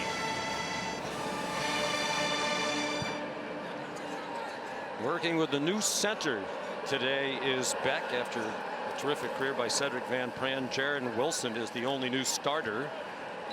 I thought it was interesting what Carson Beck said to us. He said, you know, last year I was the new starter. Cedric Van Pran was very experienced. He helped me a lot. He said, I realized this year with my experience I might have to help our new center, Jared Wilson, and Wilson's acquitted himself nicely today. Yeah, he really has. I mean, Kirby raved about his athleticism and the fact that he's always been a great player. The problem is he could really only play center at a high level, and he happened to have an All-American in front of him. So it's not like he hasn't played because he isn't good. He just had great players in front of him. Not that dissimilar to Carson Beck.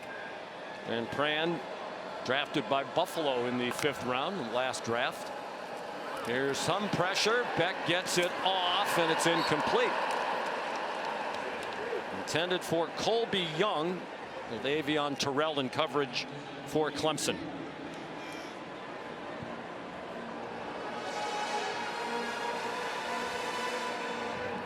Carson Beck, I admire his honesty talking to Molly McGrath. You know, a lot of Heisman Trophy candidates. I'm not really thinking about that. He admitted it's one of his goals, one of his reasons for coming back. So how would you rate his performance today with an eye toward winning college football's biggest individual award? I think it's been very, very solid. I mean, he's never going to have statistically eye-popping ridiculous numbers because he's got such a great supporting cast, but he's been very solid today. Stands in, gets it off. London Humphreys down the sideline and into the end zone.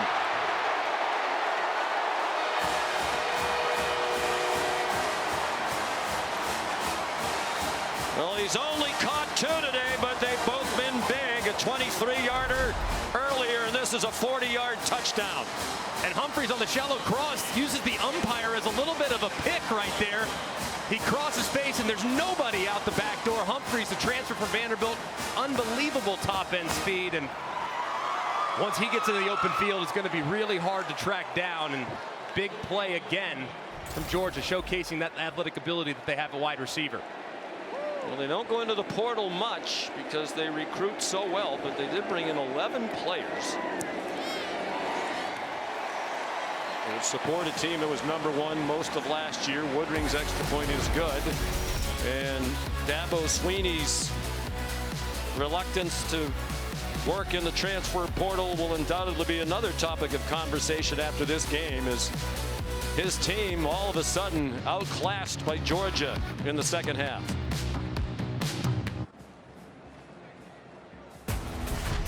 The Aflac kickoff game is brought to you by Aflac. Get help with expenses health insurance doesn't cover. And Tums Gummy Bites. Get fast relief of occasional heartburn. Use as directed. Georgia trying to win its 40th straight regular season game, and it seems the Dogs are well on the way to doing that. Leading 27-3 with just under 10 minutes to go here in the Aflac kickoff game from Atlanta. Phil Moffitt back for the Peyton Woodring kickoff.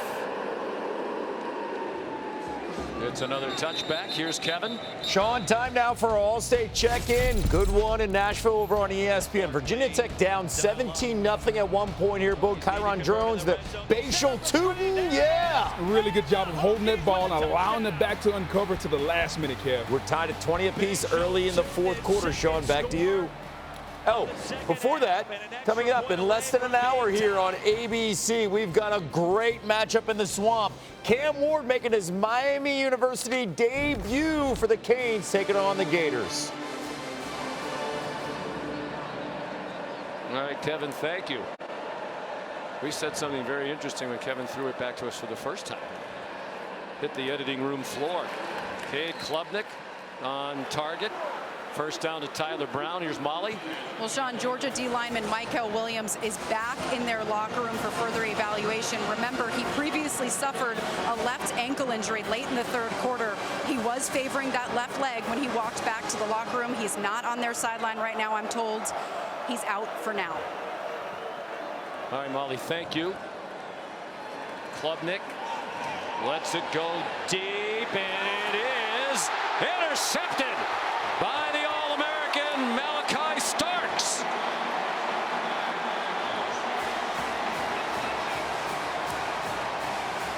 It's the first turnover of the game for either team.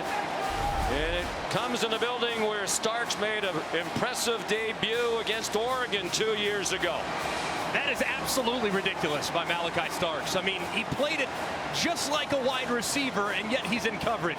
Eyes back to the inside immediately. Stays in phase with the wide receiver. Times his jump perfectly and rolls and high points that ball before securing it en route to the ground. Just an absolutely ridiculous interception from the All-American.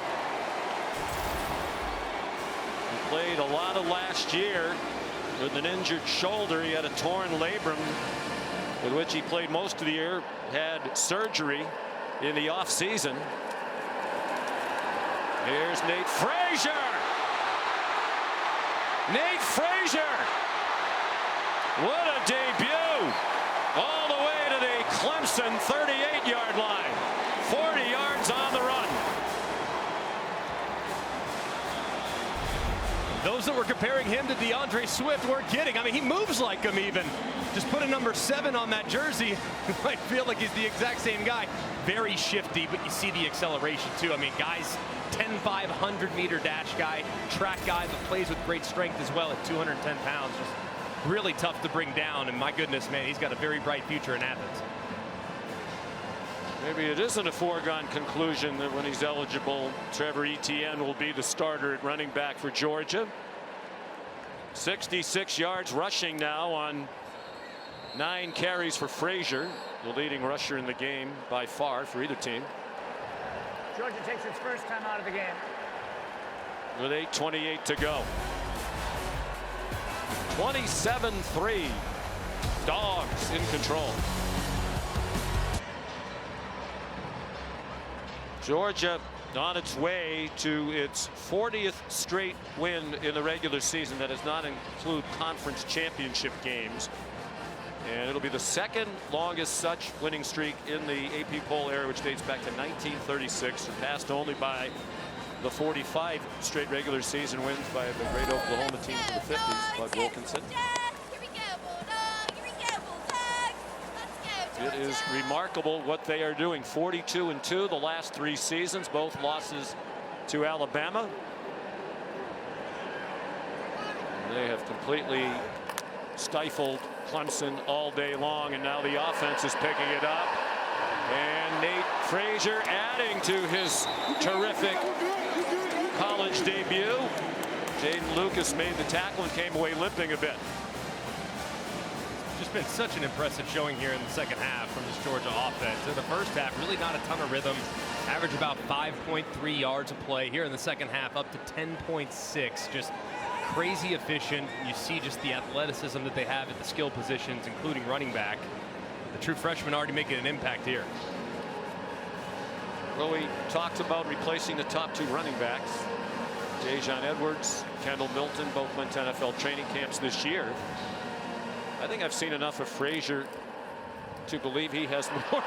And right on cue, announcer Jakes, he has more, physical talent and skills. Yeah. More speed, more the things you're looking. They were very good college players, don't get me wrong. Great players. You know, this guy looks like he has star potential. No doubt. I mean, this guy's just got a different level of juice. I mean, you see him, and when he moves, he's moving faster or quicker than just about everybody else. Too fast for his own good. Yes, there. the turf monster did get him there. The old 20-yard line, it's always, that one's always a little higher than the rest. But you can tell he just has that big play potential that he just didn't have at running back last year. And if he stayed on his feet, those numbers were going to be up significantly because he had some running room. Down goes Frazier. It took a long time to get that cliche in. Knocked himself out. Here's Branson Robinson down to the 15, and now some tempers flaring. And we mentioned the 40 straight regular season wins, which is a formality now. This will also be 23 straight wins against non-conference opponents, including the postseason. They haven't lost to a non-conference foe since January 1st, 2019 to Texas in the Sugar Bowl.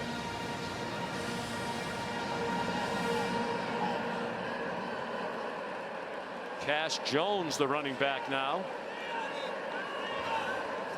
Carson Beck went under center. Jones bounces it outside, delivers a stiff arm, stumbled toward the pylon. Touchdown.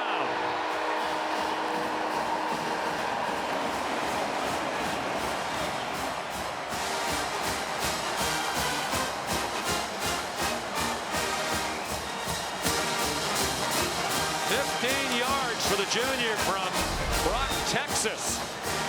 Progressive pylon cam. Does he stay in bounds? Yes. Looks like he does. Again, and colliding with the pylon right there. Yeah. From that angle, it looked questionable, but from the down the line one that we saw, it was in bounds. There was a little green in between. That progressive pylon cam was awesome right there. That's a great look at it.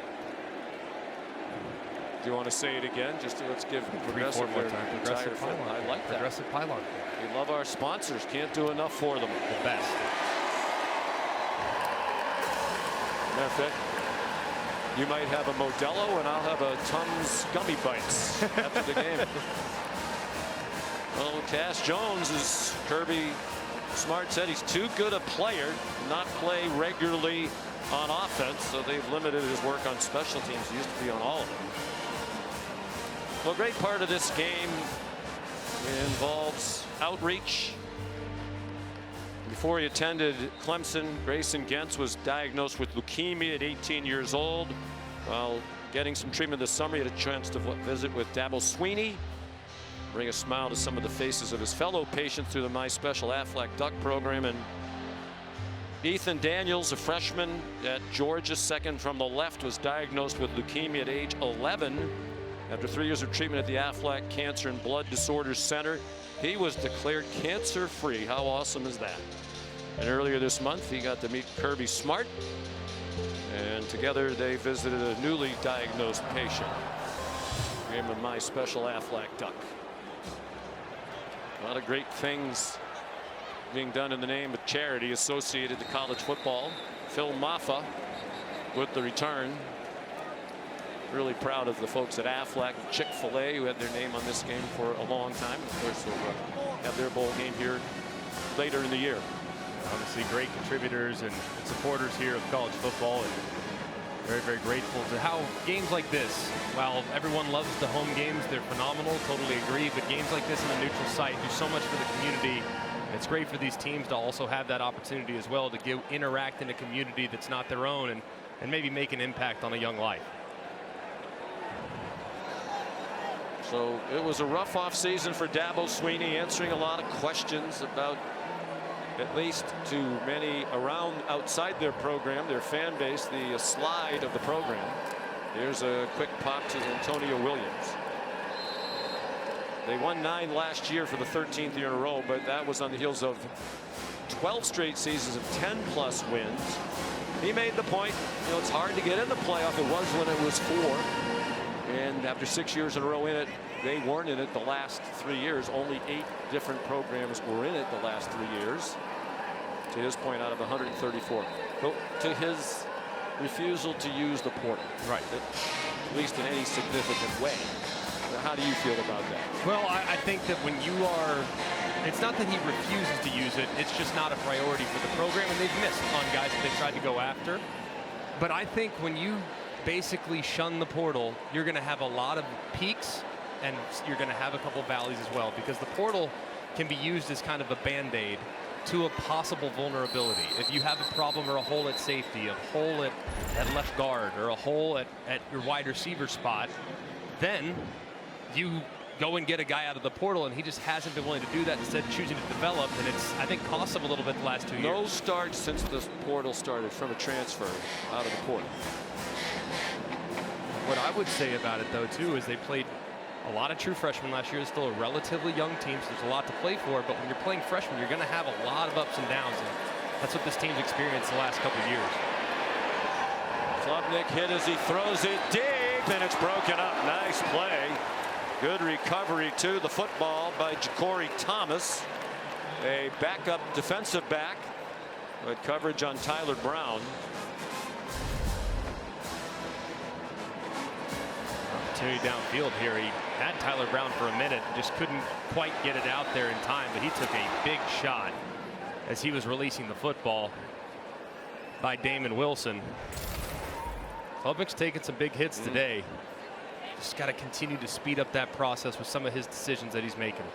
Well, it's a tough way to open against the #1 team in the country, a team that's great on defense year after year after year. And several will-be draft picks again. That's up for grabs for Cole Turner, and all kinds of flags fly. We mentioned the recruiting for Georgia. Here's Ellis Robinson IV out of New Haven, Connecticut, in IMG Academy in Florida. Defense, #1. 15-yard penalty, automatic, first down. 5-star recruit, and many recruiting services had him rated the #1 overall recruit at any position in the country. And he's at Georgia. Yeah, and just a clear pass interference on the underthrown deep ball. He's going to have a very bright future. They're thrilled to have both him and KJ Bolden in the back end. Some young guys that they'll kind of factor in. Continue to give more and more playing time as they get their confidence and comfort level within the defense up. Penalty assessed from the line of scrimmage. They're at the 44-yard line. 4:20 to go.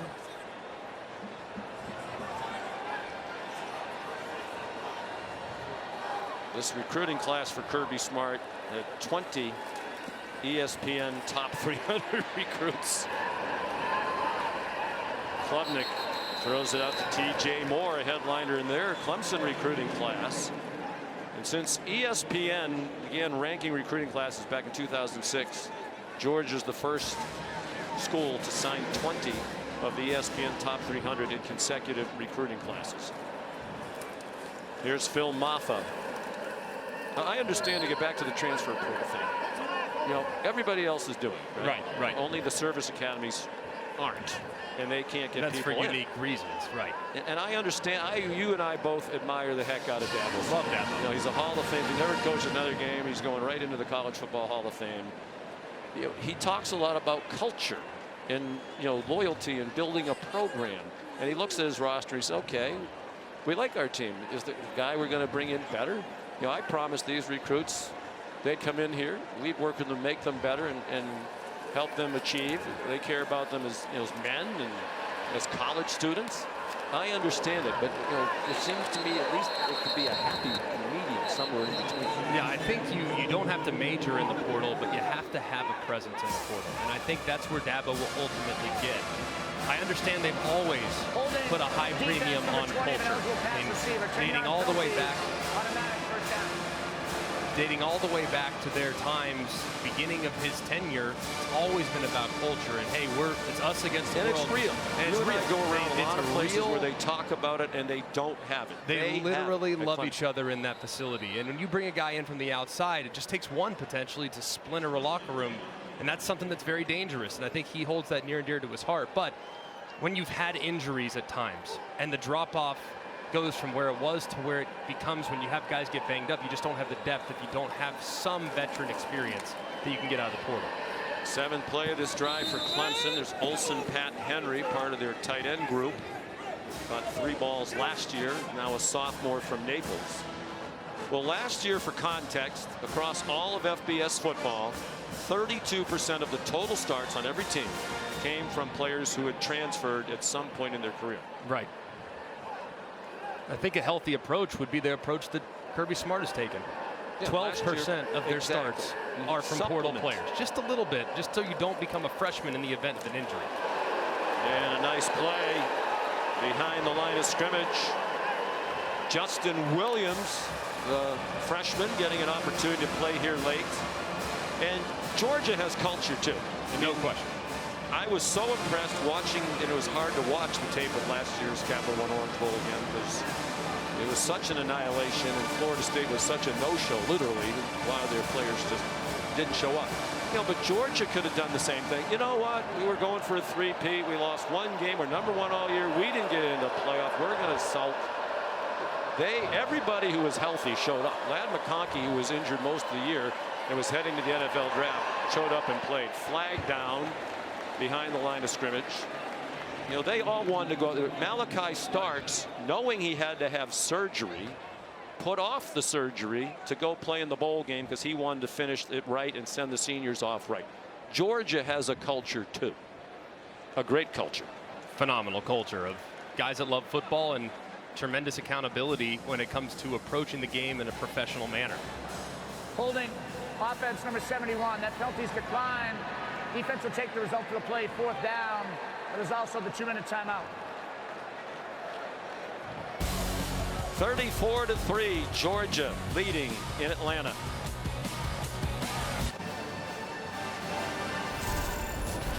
We're back at the Aflac kickoff game, 1:52 to go.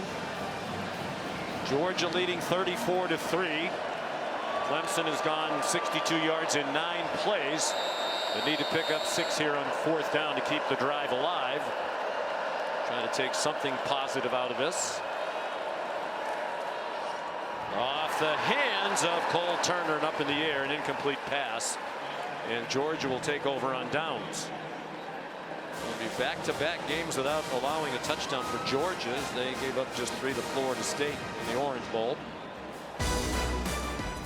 Week 1 continues coming up in just a few minutes here on ABC. Miami with high hopes against Florida. And then tonight, a game we'll all be watching, number 7 Notre Dame against number 20 Texas A&M. Tomorrow on ABC, the Modelo Vegas Kickoff Classic, USC and LSU. And Monday at 7:30 on ESPN, Boston College begins the Bill O'Brien era against Florida State. Capital One Labor Day kickoff. Gunnar Stockton is the new quarterback, taking over for Carson Beck. And Chauncey Bowens is the ball carrier, making his debut. Carson Beck went 23 out of 33 for 278, 2 touchdowns.